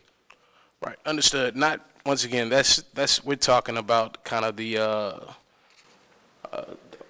I'm really, once again, I just want to focus on And we'll nothing get the but the numbers. financials. Like, we can get into the red tape of all that other stuff. I just want numbers. Do we have any concrete numbers today that we're going to be able to talk about as far as financials are concerned? Can we get an exact I know the breakdown? commissioner has got these numbers Can you in bring his them up? head. Oh, well, actually, I apologize. That would be the. So, If I you're done guess with me, if no one else has questions for Steve, okay, Andy, go ahead and ask your question, and then we're going to send him on his way. So do you know, thank you, Chief of Staff Conway, is it true that more than 90% of the folks in our jails have a bail amount assigned? Dale will be able to answer that, but that bail was set by one of the judges, and the circuit attorney had the opportunity to weigh in on that. Right. And so I just want to be clear that all of those folks who have a bail amount assigned are in jail because they do not have the ability to afford that bail, right? If it was, So if you familiarize yourself with the Supreme Court rule, right, they I had to be understand very that clear. they did not tell us to eliminate cash bail. I'm very aware of that. But what I'm saying is, when we're saying people are not in the jail because they can't afford to get out, it's not actually factually true, because someone who's a multimillionaire with that same bail amount set would be able to pay that bail to get out. So I want to be clear that it is still a matter of monetary. I think that the problem was with both the federal court and with the Supreme Court, and it's put the judges, I'm not a judge, I'm not the people to make the determination. I think that the way the U.S. District Court had looked at it is that, you only can make one determination. There's such a risk, they have to stay in, or you have to let them go.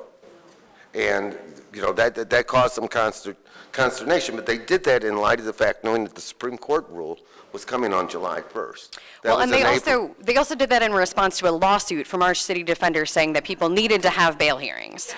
Well, that part, I realize that these people all file lawsuits and all of that.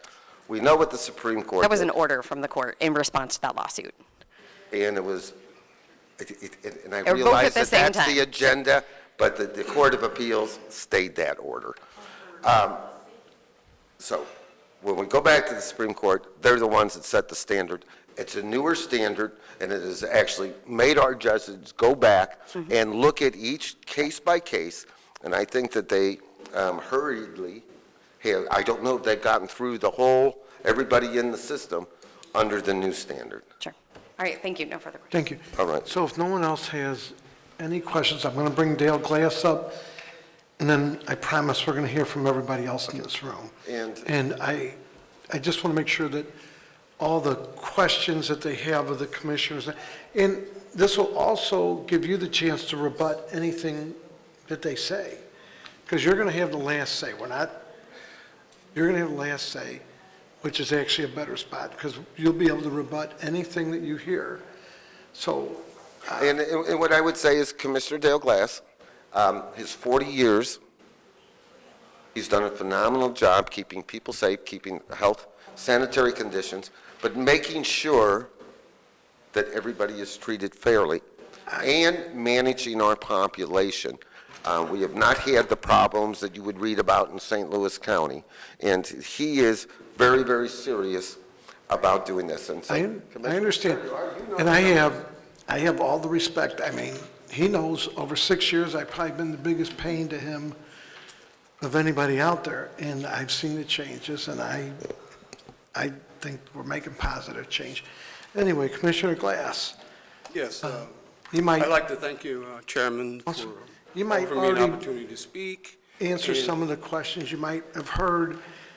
Before I do, I'd at least like to offer a preamble, if I will. The first thing I would indicate, I find myself in an awkward position. Corrections is my job, but for me, this is a vocation, a calling. Some of the issues that people are trying to do in terms of reform, this is what I've been doing for the last 30-something years. The reason I came out of retirement and came to St. Louis is to help work on this very issue. I would indicate, in terms of MSI, if we are successful in our attempts to do reforms to the justice system, we won't need MSI. That was my goal when I came here. When I worked in prisons for almost 30 years. I've seen who's comes to prisons, who needs to be there, who doesn't. When I first, in 2012, when I was asked to work in St. Louis for 6 months, I went to and toured the jails, and I was significantly impressed with how many people were in those locations, how many people were crammed together, and the fact that the ratio black to white was almost 8-to-1 did not escape me. The other thing, also, the population in MSI was right around 1,100 at that time. The division average daily population was about 1,800. So I didn't just start in the last few months addressing the issues of reform, addressing the issue of reentry. In fact, I had the pleasure of helping to introduce reentry process to the state of Missouri in the middle to late 80s.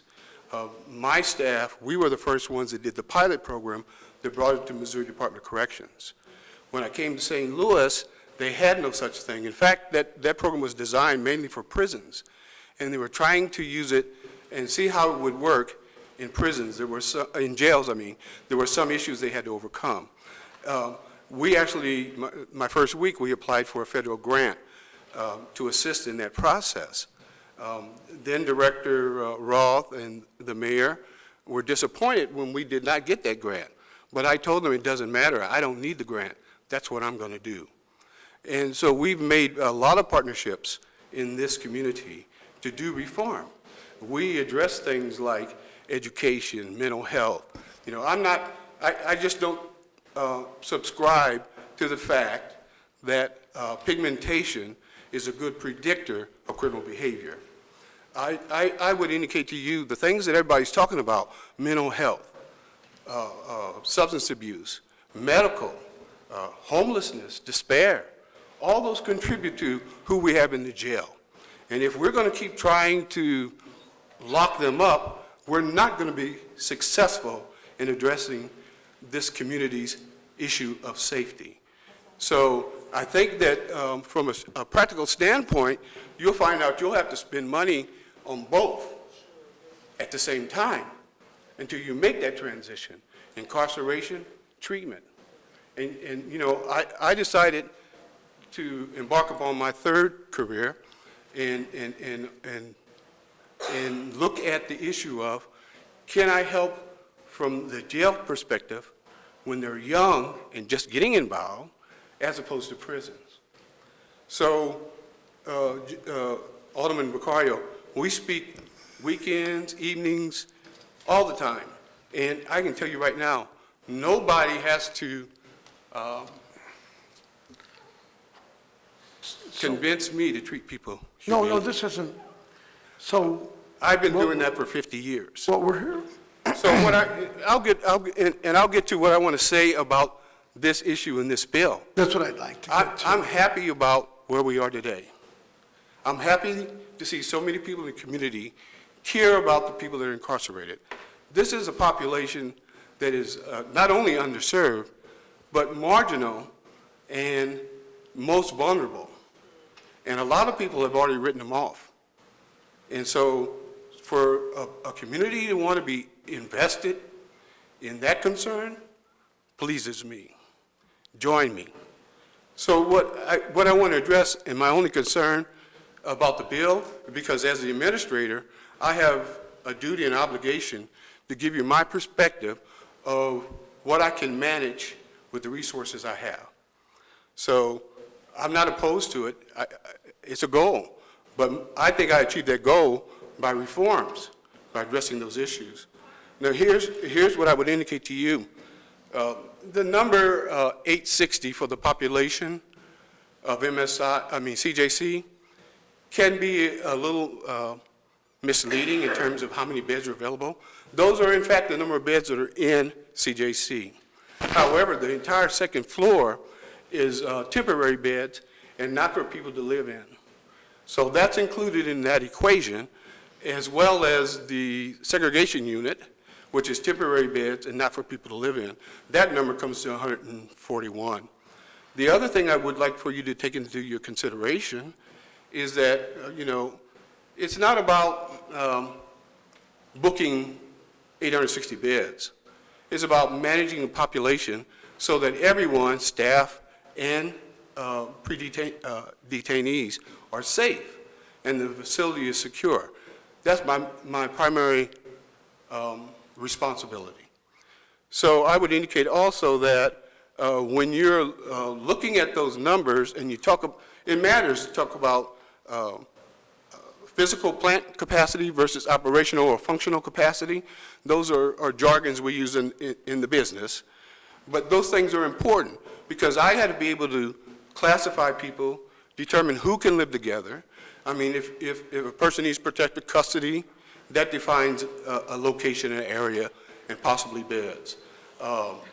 If they're enemies or victims, they have to be separated.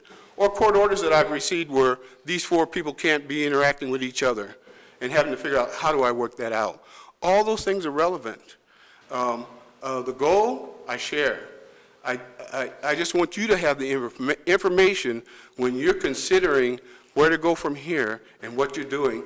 The reality from a 36 year, and my administrative staff over 100 years, professional of where we're at today. And so when you look at those numbers, take that in consideration. Look at that. I mean, I've given the other examples, but people didn't quite hear me. So, and Chief of Staff tried to relay it.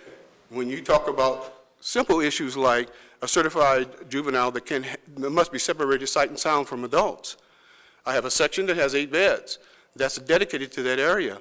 If I have 1 person or 0, those beds can't be used by anyone else. So you can't include that in the count. If I have today, which is really miraculous, we went from having 105, 110 women to 40, which is just great. But in a unit, there's 65 beds. If I put 40 women there, the other beds won't be used. So those are practical matters from an administrator's point of view. And so that's what I would offer. So let me just go over 3 or 4 fast questions and we're going to go down the line. One of the questions that I would have, because I was asked, and So the sections in the workhouse that are closed down, are the ceilings coming down? Is there mold? Is there reasons? So are they closed? They're not closed because of conditions. So if I wanted to go see them and go up there and look, I will find it's habitable? In fact, even as we contemplate what to do, I have a responsibility for the people that remain there. So I have a responsibility to make sure that those living conditions are appropriate. And I embarked on that, renovations and all those kinds of things, before they left the dorms. I have 5 units in the dorms that are fully renovated. And then we are working on the same kind of renovations in the pod as well. One thing that is true, and it's the impact of externals on the population. I don't know when that population will grow or not grow. I usually look in terms of planning and budgets and all that. I look at 5-year projections or what's happened in the last 5 years to come up with workable numbers. I will tell you that during the last 5 years, we experienced 1 year where we dropped in population and on an average daily population count, where we went back up over 100 the very next year. The last thing I want to do is put the city in the position where we don't have the space to accommodate who they bring to us. So we've had that experience before. So the simple answer is they are habitable, because I'll come and look, but they are habitable. There's no mold, the ceilings are not collapsing. So if I walk through up there, I'm not going to see disrepair up in the areas that have been closed. They're not closed because of structural condemnation.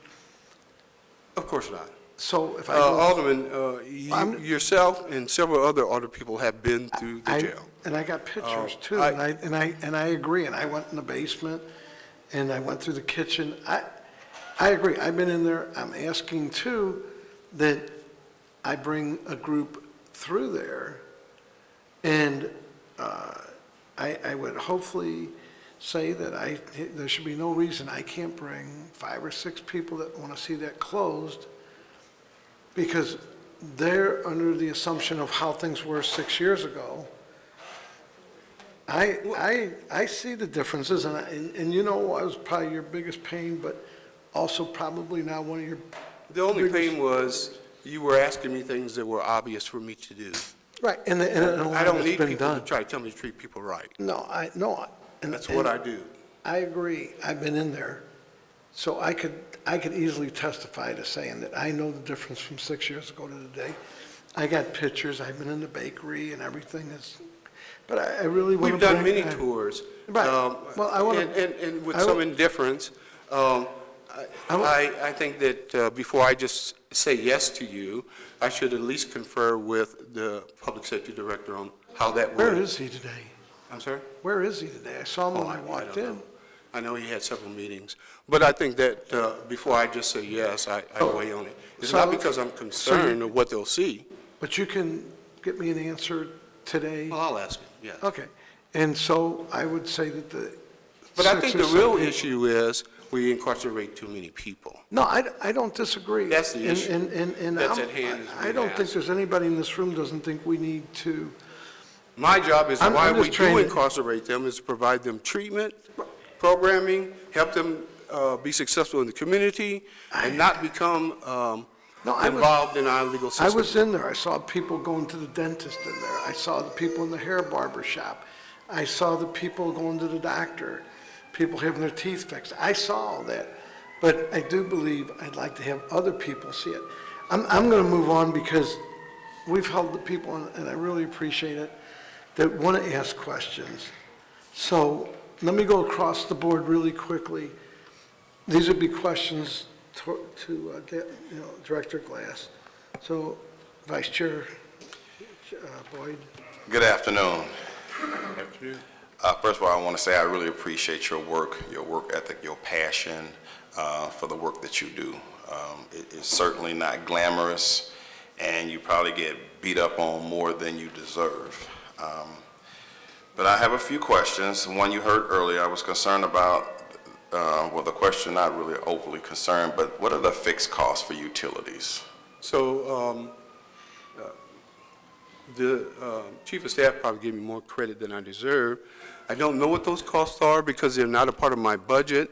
It's, that budget exists with the city as a whole, I do believe. Okay. I'm going to give you a hypothetical, and I just want to tell me what will we do. So tonight, MSI catches on fire and is no longer habitable. You have to move people. How do we handle that? That'd be interesting. So I can tell you this, I don't have much hair to pull out, but I know that I am working and a member of an organization that we call Metro Jails. And we've been talking about how to address emergency events that would cause us to displace our population. St. Louis County, Jefferson County, a few counties in Illinois, St. Charles County, we're all involved in that, and we're hashing that issue out. It is, in as much as you asked that question, it is a major concern. Can all those people fit into CJC? I guess they will. Yeah.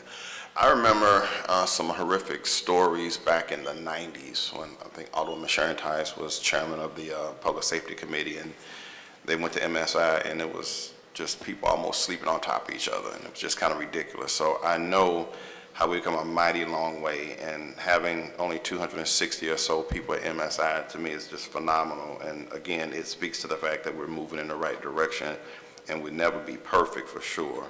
Not to interrupt you, sir, but not only that, I pulled those beds out. It's not possible.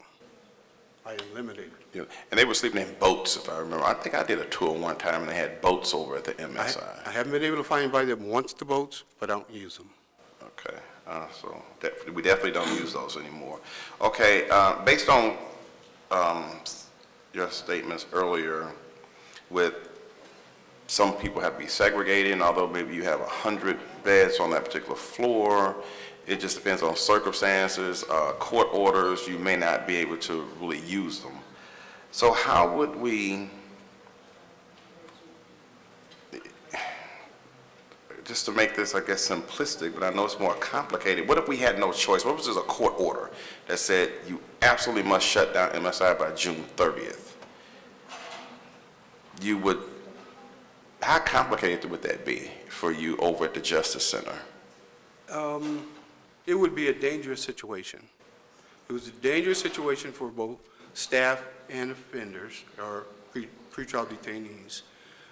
Even services, being able to, for example, a person coming out of the room for X amount of hours a day would be impacted by the sheer number of the people that were there. First of all, I couldn't find a bed for everyone. I guess I could I would use the medical beds, and then we wouldn't be able to treat people medically in that infirmary. Some of the beds are intake beds, but that's where we hold people that are waiting court or waiting to go to another municipality or to be classified.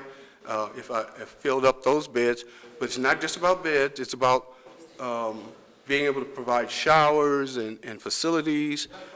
There are standards in the American Corrections Association about that count and the relationship to that availability. It would all be impacted. I would seek to have the courts and or the administration to help me figure out the solution because it's not workable. Okay, last question, because I know you have some good programs over there. Can you just share with everybody the quality of life programs that you've implemented since you've been the commissioner over there and how it is impacting the jail population and maybe even our community? We have over, I think, 100 programs. And we partnership with several social service agencies in the community. That's one of the reasons I was so elated about coming to St. Louis, and even though I was supposed to be here 6 months, almost 8 years later, I'm still here, is that there are so many people in this city that want to do something, volunteer or otherwise. And so I saw the opportunity to have a significant impact. I don't want to go list through them all. Some of them you're familiar with. Just give me like 2 or 3 that you're most proud of. Well, Prison of Prosperity was a good program. Then Mayor came and spoke to the detainees, a senator came and spoke from our community and interacted with them.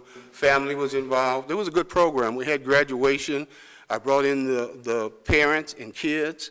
It was, one was pretty spectacular because the young lady was graduating from the program, and her child was able to watch her cap and gown, and so was her mother. And it was pretty impressive. And you know, what was really interesting, to tell you something about my staff, when that class, it may have been another class, so I don't want to misstate, one class that was graduating was told to select the people involved in their class that they appreciated what they were doing and they stood out. Two of the people they selected were my staff members. So that was, you know, telling about the way we interact. I would say that a broader way to answer your question would be the reentry process. With that program, I have a program manager, 2 caseworkers, 1.5 occupational therapists through a partnership with St. Louis U, and also a dispatch planner, so that we can link, we provide those services, but it doesn't stop there. We contact the community before their release and make those connections and then hand them off. And of course, we're involved in Relink. We actually were involved in the grant that was submitted for that program to assist those people that are incarcerated. Thank you, Commissioner Glass. Again, I really appreciate the work that you're doing. The reason I asked you that question is I know oftentimes people in the community think that the detainees that's in MSI, even in Justice Center, that people really don't care about them, and they're where they should be. And I appreciate that we actually try to create a humane environment for them to be successful once they do reentry back into the community. So again, I just want to thank you. I know you have a thankless, tough job, but keep doing the good work that you do. I appreciate that. I don't want them to come back. I don't want them to end up in prison like so many people I've seen. Alderman Hubbard. Thank you, Vice Chairman and members of the committee. I would just like to echo the sentiments of my colleague from the 22nd in regards to just your leadership since you've been here. And I think it's good that we properly educate, and I think the things that I do have a problem with is when people try to demonize our corrections department as if, you know, people are just being warehoused or they're not getting their needs met. And I know that we are going above and beyond and trying to accommodate people doing, you know, their stake. And some of those people are still innocent until proven guilty. So it's important to treat them in, you know, a humane way. And I'll say that didn't just start with you, Mr. Glass. You know that what the standards are. And I mean, back in the 70s and 80s, my mother, she worked in MSI. She worked there for 30 years prior to being appointed on the parole board. And as kids, we would be in the workhouse. I mean, this is back when they let inmates roller skate. Something that would be a threat to security everywhere nowadays. But there was so much respect there, and there was so much of an opportunity to just make a person stay there as comfortable as it could be. And it kept down a lot of violence. It kept down a lot of fights and everything else. So, and this was under Doris Sherrero's leadership, who went on to become the director of Missouri Department of Corrections. So the city of St. Louis hasn't just started, you know, trying to do what we can to go above and beyond to accommodate people. So when people come to these hearings and they act like it's such a horrible place that we need to close it, I have a problem with that. I believe in educating the public and letting them know what's going on. I can say that under your leadership, you've heard the cries of so many people. Even though this is passion work for you, you don't work in the field 30, 40, 50 years, and the pay is not that great either, but you don't do it if you don't genuinely care about the residents that are there. And so just under your leadership, we've made some great strides. I mean, it makes me feel good to say we don't have people in there on, you know, minor violations and stuff like that. So I know that we probably can eventually get there, but I'll just keep saying this. You can't equate prison reform and justice reform with closing the workhouse. Just, you know, eventually we'll get there, but, you know, people have this whole notion that they won't feel that we've been successful until the building is actually closed. And that's not right. And, you know, even if the Justice Center is conducive at some later time to house all of those inmates, for generations we've seen what happens when we confine people in very tight spaces. I mean, if you look at any public housing development, when you stack people on top of each other like animals, things go left. So it's my hope that we can continue working together. We can all be open and above board about what our current situation is, because, you know, it literally blows me away to see all these numbers get played with just sitting in this committee and nobody has the real number, and this is being put out there as if it's the gospel, it's such and such a million. And as a public safety committee, and me just sitting on Ways and Means for the first time since my tenure of being down here, we don't have the control that people think we have with that budget. You know, we can negotiate, but if you don't make decisions by a certain time, then you know, there's nothing that comes of it. So I think that's misleading. I think the resolution in itself is misleading, and it's a shock and awe tactic to think that we can make ENA do something. Maybe a few people on ENA feel that this is a hot item, so I need to support it, but it still goes down to a vote. And we see how votes typically go down here. So I just feel like everybody, both who are on both sides of the issue, need to really see what our current situation is so that we can move forward as a city in regards to our corrections department. And I just want to thank you again for all your service to the city. That's all I have. I thank you, and I only offer information so that you can have it to base your decision on. And I would indicate again that the workhouse, MSI closing would be the result of success in reforms. And not that anybody's asking my opinion, but if you really want to tackle this issue, what we ought to be is in the legislature talking about why so many crimes in the state of Missouri are felonies when in other states they're misdemeanors. If you want to have that conversation, that's a task. That's my 2 cents. Alderman Pam Boyd. Well, I want to thank you, Mr. Glass, because like I said earlier when I spoke, I came twice there, and I hate I had missed your event because I heard the raves on it. But I guess what I'm looking at is the monster that they created is not the monster. And so we have to start listening to each other, and I think that's a big issue in our community.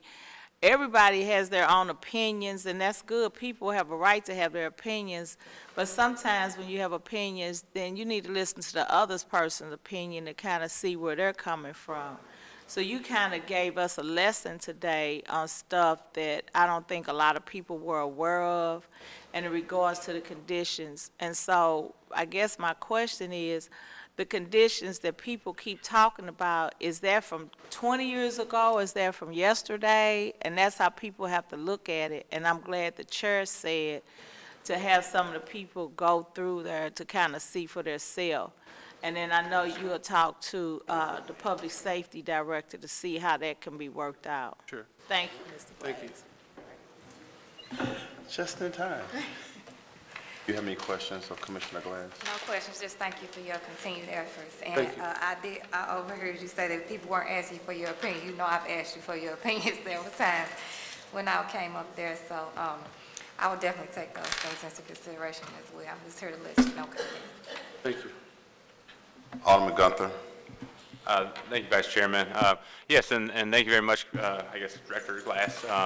And to echo the thing about your opinion, yes, absolutely, that's where we're going with this, is saying, like, why is it that we have in the state of Missouri more people being held for these felonies than other states that don't charge them at it? So I did want to just repeat one thing, though, because I thought I heard you say in the beginning here that you stated that if we're successful in reforms, that we will not need the MSI.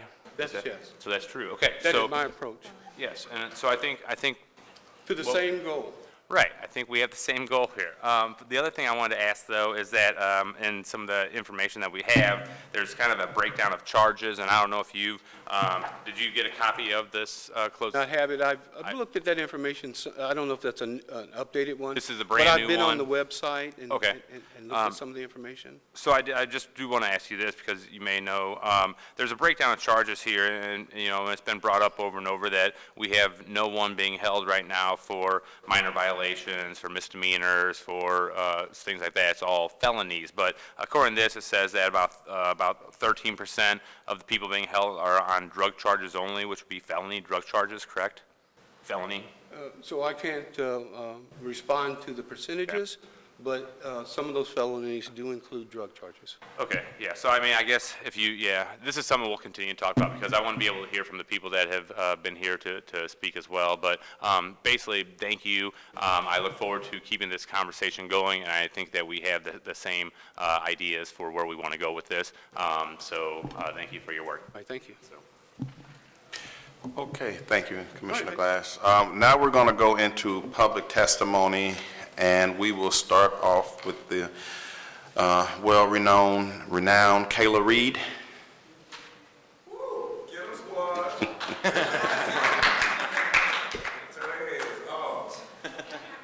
So I want to thank you. Hi, Alderman Boyd, Alderman. I can address all of you because there are only three. I think that if we're going to go through this process, we have to start actually embracing democracy.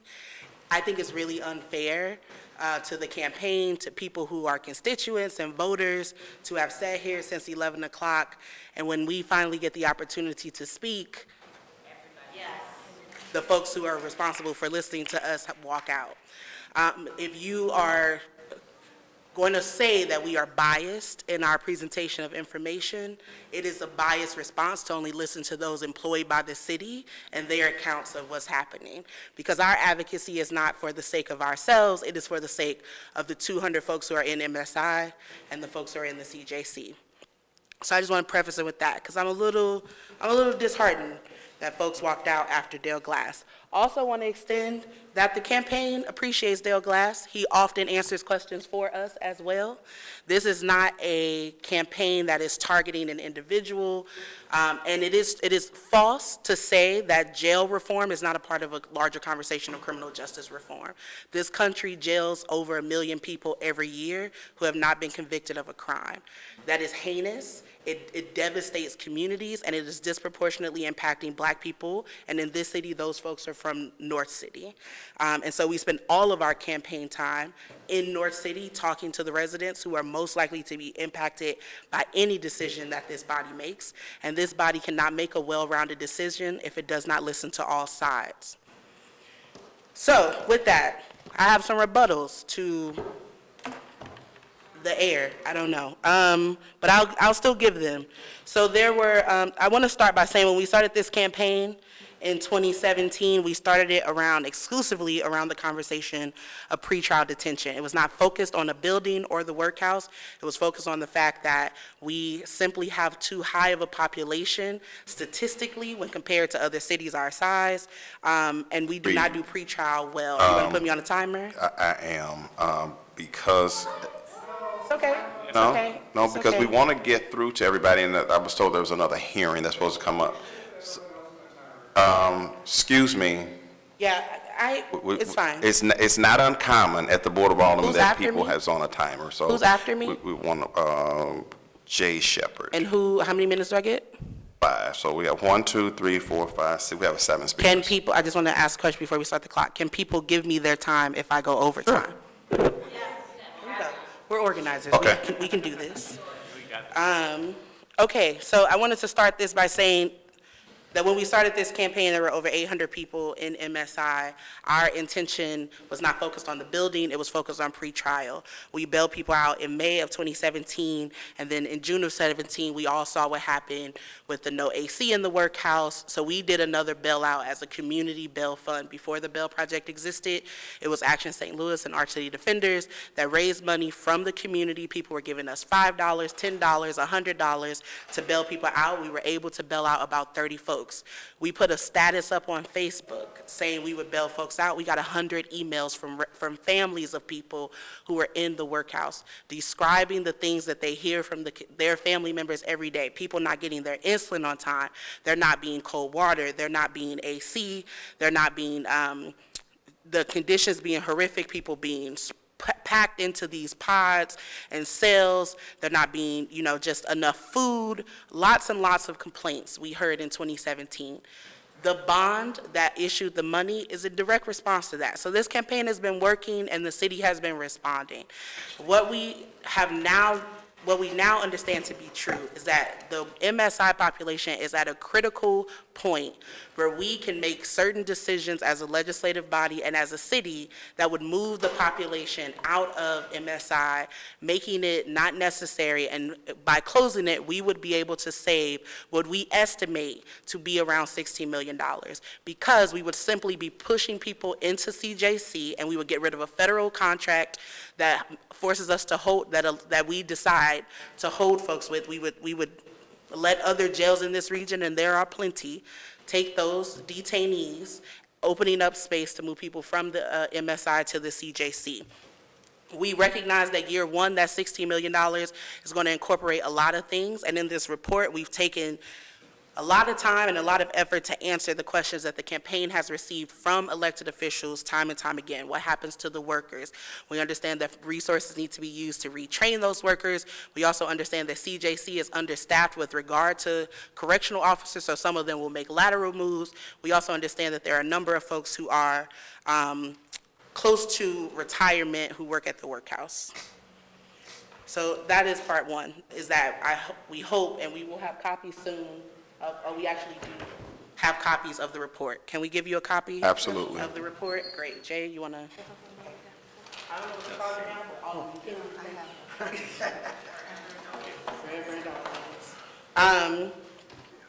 The other thing I wanted to mention was that if we're going to talk about falsehoods, I'm just going to have to blatantly say the chief of staff came in here with a lot of not accurate information. One being the result of the lawsuit. So there have been 2 lawsuits filed against the city by our campaign partner, our city defenders. One is an ongoing lawsuit regarding the conditions, it's a class action suit. The other was an injunction against the city for unconstitutional practices with regard to cash bail. Arch City got the Supreme Court came down on Arch City's side, and I'm going to read a text message from Blake Strode, who's on vacation, but this is the result of that. The federal court granted an injunction preventing the city from jailing people who had not been afforded constitutional due process. Because the bail setting process in the city courts did not meet this standard, this included nearly all of the people being held pretrial in the city's jails. The injunction was active for 5 or 6 days, in which the city courts provided new bail hearings to approximately 173 people, and 118 of those people were released as a result. This was the result of the same judges actually considering individual circumstances and ability to pay. If we stop relying on unconstitutional pretrial policies, and our jail populations would continue to decrease significantly. The only reason the judges are not operating with this same guideline is because the city asked for a stay, and they returned to the practices that were once deemed unconstitutional. So we are not holding people because there is some this violent, non-violent dichotomy that we get into is false. It's not this binary. There are lots of felonies. You could steal my iPhone and be charged with a felony because of what the price of this iPhone is valued at. So when we say felony people, we are talking about a spectrum, right? And regardless of such, 90% of these folks have a bail amount. And because we have asked for a stay, these folks are not getting the questions asked around their ability to pay, and they're being forced. I'm going to take 5 minutes from Jay. Go ahead. After that, we'll keep rolling down the list. We stacked the deck, though, it's just us now. Our hope is that we're not just targeting the MSI. By keeping the MSI open, it allows this practice of unconstitutional pretrial system to continue and thrive and expand. It pacifies the city's bad behaviors when we need to force their hand to make our pretrial structures look like cities in DC. When we started this campaign, less than 10% of all the people incarcerated in this city were let out on their own recognizances. That is below national average by 20%. In cities where there is just as much violence or just as much crime, we still see that people's rights are not infringed on. We use cash bail as a reason to house poor people who are overwhelmingly Black, and our campaign is calling not only for this jail to be closed to force the city's hands, but our first report called for Kim Gardner to make drastic reforms, for the Board of ENA to make drastic reforms, and the Board of Aldermen to make those same reforms. And I think that we could talk about this campaign in a moral way, which we heard Alderman Jesse Todd say. I think we could talk about it from a particular economic standpoint. However you are attracted to the campaign, to the demand, that's fine. But we are wasting money. We have wasted money to renovate areas of a jail where no one lives right now. No one resides there. We have spent upwards of $5 million doing that. And the trendward of our population is going down, and it has been going down for years since we started this campaign, mainly by one of our campaign partners, the Bail Project. And what they can tell you is that 90% of the people that they bail out return to court when they are notified of their court date and assistance is provided to them to get to court. People don't show up to court not because they're running away. They have children that they have to worry about. They have jobs that are on the line if they miss someone. The average number of court dates in this city is just absolutely ridiculous. And so we have lots of reforms that we need to make, but by keeping the workhouse open, we believe that it allows the city to continue this bad behavior. We think that $16 million could be used to invest into our constituencies, to invest into our communities. Our campaign is full of impacted folks who have lived in this, who have had to live in this workhouse, whether it's Inez, all of our canvassers are formerly impacted. And our attempt is not to sensationalize a conversation about pretrial detention, to sensationalize this jail. I have an uncle who worked there for 19 years before he died from cancer. 19 years he worked there. And all of my life, he would come home and say, they need to close that dang on jail. This is not something that is one-sided. The mayor, the comptroller, even Dale Glass said, ultimately, we need to get to a point where we're not operating two jails. And this resolution is a step in the right direction. It centers the conversation around what we want to be, not what we have been. And St. Louis tends to just let things be. We know we have a racial segregation problem. We just let it be. We know we have a board of a legislative body that doesn't have the power that it should have in this city. We just let it be. The workhouse has just been, and it needs to stop. And so our work is to make sure that the community is educated, that you all are educated. We did not hold back facts. If there was something in this report that actually moved us away from our demand, we would have said that. We acknowledge how many people are in there on gun charges. We acknowledge the violence problem in this community, and what this city needs is money, and we are throwing it away on Hall Street and MSI. So I urge you to support this resolution. Thank you for staying, listening. And we will be back every time that you have this resolution up. And our hope is that we get to talk to the full board, the full committee around the reasons to close this jail. Kayla, real quick. Do you think that since your report came out, yeah, or maybe even during your report coming out, do you see that the city is making efforts in order to move the needle in the direction that you're looking for? I will say, I think the city is being pushed to make changes with regard to criminal justice in this city, and I think that that is a post-Ferguson reality. I especially think that with campaigns and organizations like CAPCAR and our campaign, that criminal justice stays on the forefront of people's minds in this city, and the city has responded to that. I also think that the numbers the mayor is not alone responsible for the depopulation of these jails. These are outside entities who are making sure that folks get to court. The Bail Project can tell you how much money a month they spend on Ubers, making sure people get to court. This is something, these are services that the city could be helping with. And the changes that we've seen are necessary. The expansion of the bond office to be able 24/7. That is a step in the right direction, but so is making sure that people see a judge within the timeline that the Constitution lays out. And so we have to do it all, but I do think that we are taking steps in the right direction, and this resolution is one of the biggest steps, in my opinion, in the right direction. Okay, let me see if anybody else happen to have a question for you.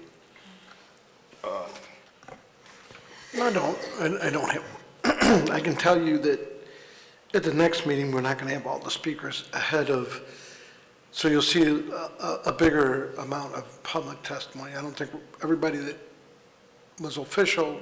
Yeah, it's been 3 got their hours, say. we understand. So I just want to let you know, that, yeah, and I appreciate everybody staying around like they did.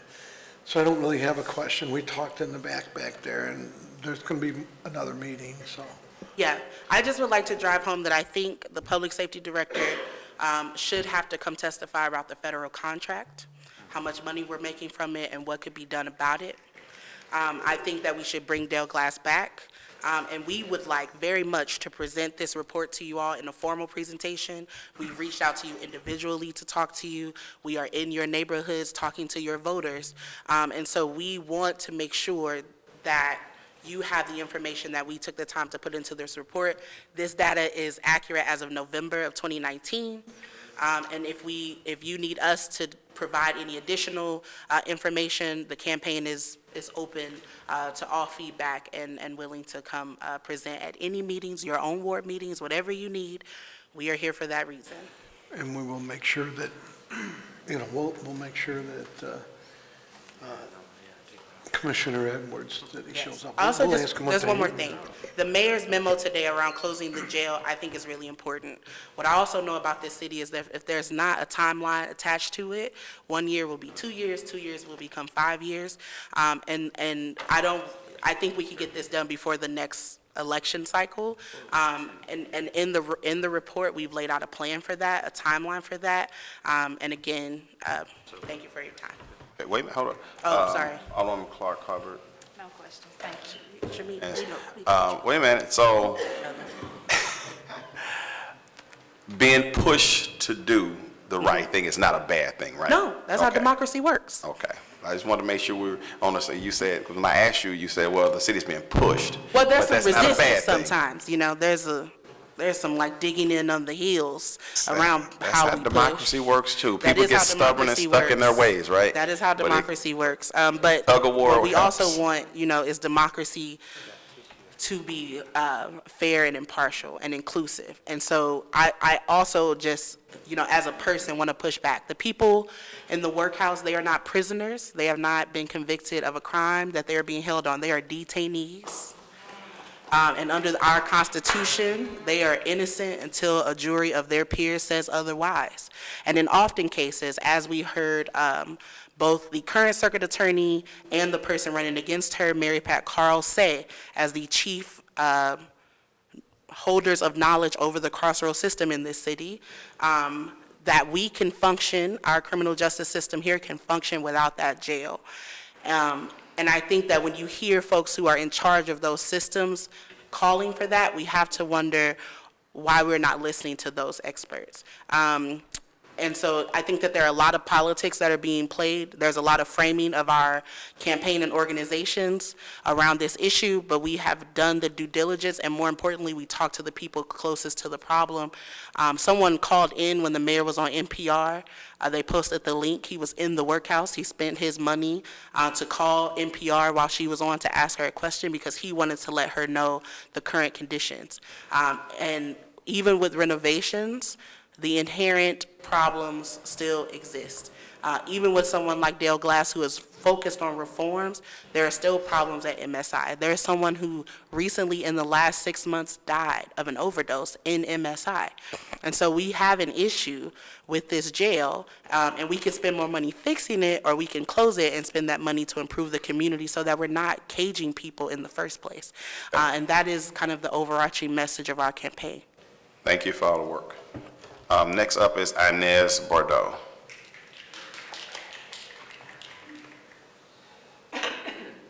Good afternoon. I just wanted to take a few moments to talk about the conditions of the workhouse. A lot has been said today about how much the conditions have improved at the workhouse, and I want to say that if you put lipstick on a pig, it's still a pig. And so while the cosmetic changes to the workhouse may have been done, there is new paint and the bars are now red instead of black.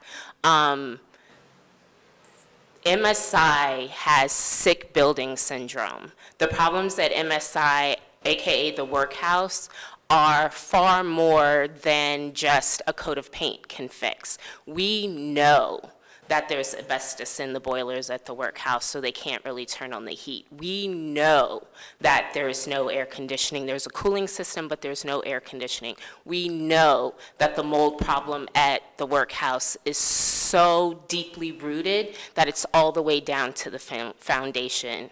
And the Board of Aldermen has voted to blight buildings for less than what is going on in the workhouse. And I'm not telling you what I heard, I'm telling you what I know. I wasn't there 6 years ago. I was there 3 years ago.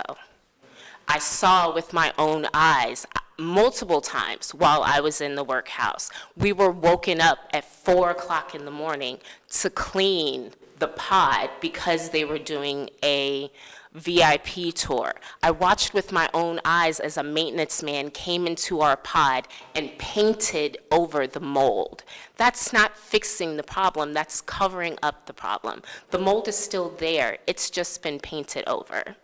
Now, I was there 3 years ago, and the things that I am saying that I saw 3 years ago are the exact same things that people we bailed out last week are still saying.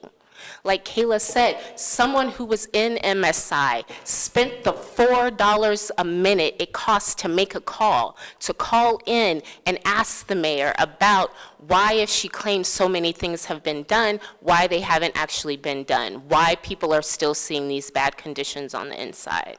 People we bailed out last week are saying the same things that I said 3 years ago. There are people in this room who are a part of the campaign who have lived through these experiences. And so when we hear our elected officials who have never spent a single night in the workhouse, not one night, when we hear our elected officials say, well, I've gone on a tour and it looked all right to me, that's disheartening.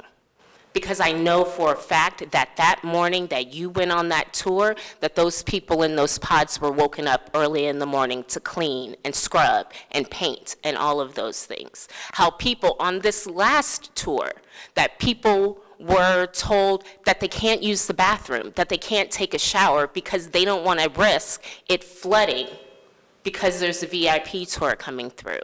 We know for a fact that the reason the dorms are closed on the first and second floor is because the ceiling collapsed. It's not that they're moving people around because the jail is better, it's because the building is literally falling apart. We have condemned buildings for less than what is going on in the workhouse right now.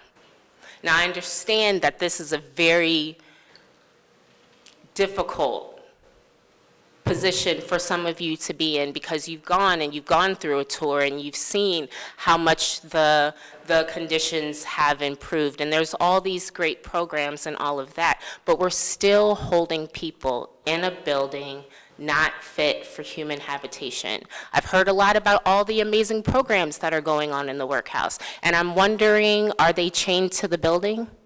Can those programs not be moved somewhere else? Can they not be moved?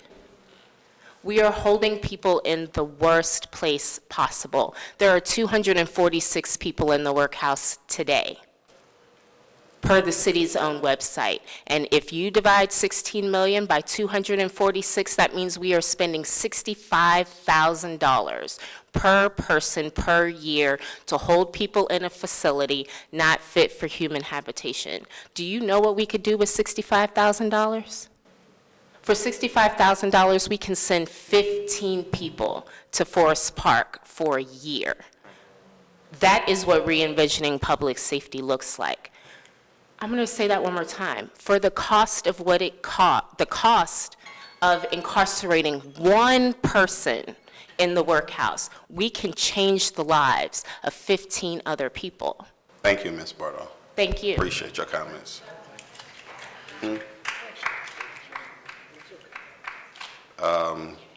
Hattie S. Hattie had to leave to go bail someone out of the workhouse. Okay. Jane D.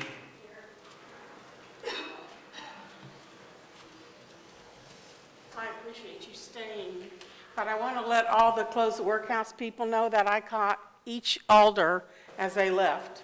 and Dale Glass, and I have numbers, They- and told him what happened in court this week. So A lot of them have other meetings in the building. Oh, no, I I don't called them think and talked to anybody- them. They were very willing to talk to me, so. I'm just gonna saying why use- you see some of them leave is because a lot of, Okay, this hi. meeting went a lot longer than we had anticipated is what it was. I court watch in the Circuit Court 22, Division 16B on Monday afternoons. I'm just going to tell you what happened this Monday with 7 cases. One had a facial fracture, went blind in an eye and could not hear, and had been in 72 hours, and this was his first bail hearing. We can do a bail hearing because he was so degraded. Now, this isn't happening in a corner, and the judge sees it, the circuit attorney sees it, a contract attorney sees it, and the court monitors are watching. We have papers with case numbers, with everything, 2 pages of questions. The next one was someone with hepatitis who had been in 3 days, was not getting medication. You talking about making people safe? And the other was 2 bipolar people who, of course, didn't have their medication with them didn't bring it with them because they were arrested, without medication. So I don't know where all this, and that's one day, 7 cases. And I'm very happy to share the case numbers. I don't know, I'll have to talk with our city defenders if that's even legal. But I mean, I see this all the time, and you are very welcome. If you want to see people who go, you're very welcome. Any Monday afternoon, 1:30, starts at 1:30 to come down and watch. So none of you can say you haven't seen the people. And it's a pretty sad thing. And, since we have the NHL All-Star game, they round up the homeless and we see them Monday morning. So they're in there for loitering. And, they can't afford a $10 bond. They can't, the only thing they can do, but the judge did hold a couple. One had was charged with the unlawful possession of a weapon. The weapon was his cart that he had all of his things in. So, anytime you really want to there's a lot of checking of facts here. These are all facts, they're documented. So I had something completely else to say, but after I started hearing about the medical stuff.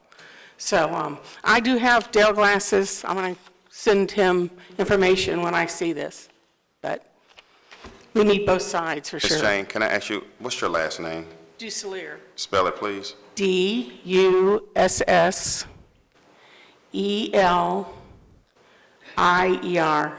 Thank you. Judge asks for it every Monday. Who are you? Thanks again. Okay, Rodney Brown.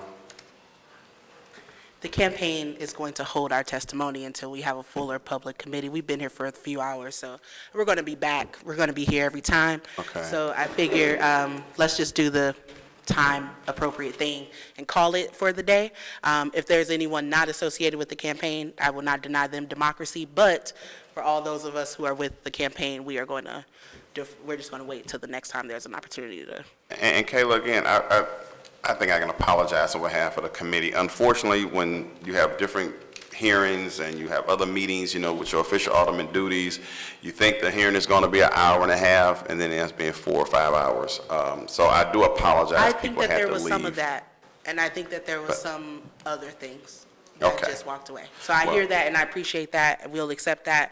And we'll be back, next Wednesday. So let's go through the legislative process. Go team. So, Dan. Vice Chair. Sorry, Alderman Gunther. Hello. Yes, so obviously, thank you everyone that came today. Thank you to the aldermen from the 23rd, 22nd, and 26th that were able to stay around for the testimony. So I do want to mention, though, our chairman that wanted to say that that he wants to have a handful of people that actually tour. So I will work with Dale. I'll call him as soon as I leave here. For next week, I would like to set up a tour. And then maybe the following week after that, which would be the second week in February, if we could possibly look into dates that the committee would be able to have an evening testimony. And I would suggest, because I have pictures on my phone, and when we went over, me and John, we go unannounced. They don't ever turn us down. I will go unannounced. We go unannounced. Yep. I But yeah. I would say if you're bringing a group of people that are not aldermen, that may not. It'll be a handful of people, hopefully on the committee, that have not seen it, that will be able to go. But yeah, because I know, I even went down in the basement, Yep. boilers. Yep. I could show you pictures on my phone. All right. I thought I did a fairly good job. I thought I did a fairly good job of going through there. Yep. So, yeah, I would please say, get a group. If they don't want to cooperate, then let me know, because the fastest way for me to say, okay, then we're just going to vote this out, you're hiding something, Yep. will be, I if they also- say we can't go on that tour, I will be one to say, let's just vote this out then. So throughout our full day here, I've been writing down the specific things. So you had requested that a handful of people actually take the tour. Yes. Another thing that has been requested is that we actually ask Judge Edwards to explain the federal contract and why it is that we, that has to keep that. And we could bring him in here if he doesn't. Right, seem to want- and then speaking of the real numbers thing, because that's where everyone seems to be in a mix. I believe that the three remaining committee members here saw today kind of where we have been standing with. We asked for real numbers, and you had the director and the chief of staff I saw that. can't really say what our real numbers are. So that is really what we would like to get to as well. Are we going to save $1 million, or are we going to save $10 million? And then how do we reinvest that in our community? But I think it is encouraging, though, and I would like to end with the fact that your director of the correctional director said that we will not need MSI if our reform are successful. So I would like to add that. I think that, again, we're moving in the right direction, but what would be helpful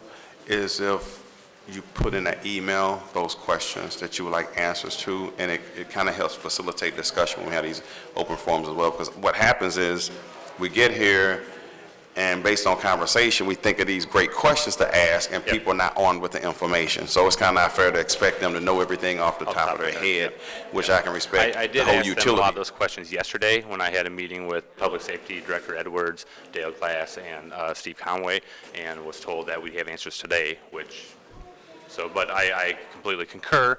I'll put them in an email this time, including the committee, so. Okay. So with I'm that, with you. I would like to thank you for your time. Believe me, the police one, I believe you. 6 months ago, then they come in, they said they hadn't started any on the police stuff we asked. Yep. Then they said they need more time. Then they said, well, we can get to it in a year and a half. And I know, All right. you know. So with Conway that, said- hopefully we can look at 2 weeks out to be able to do Yeah, anything on. I'm good with, just give us 1 or 2 dates. With that, Public Safety Committee is adjourned. All right, thank you.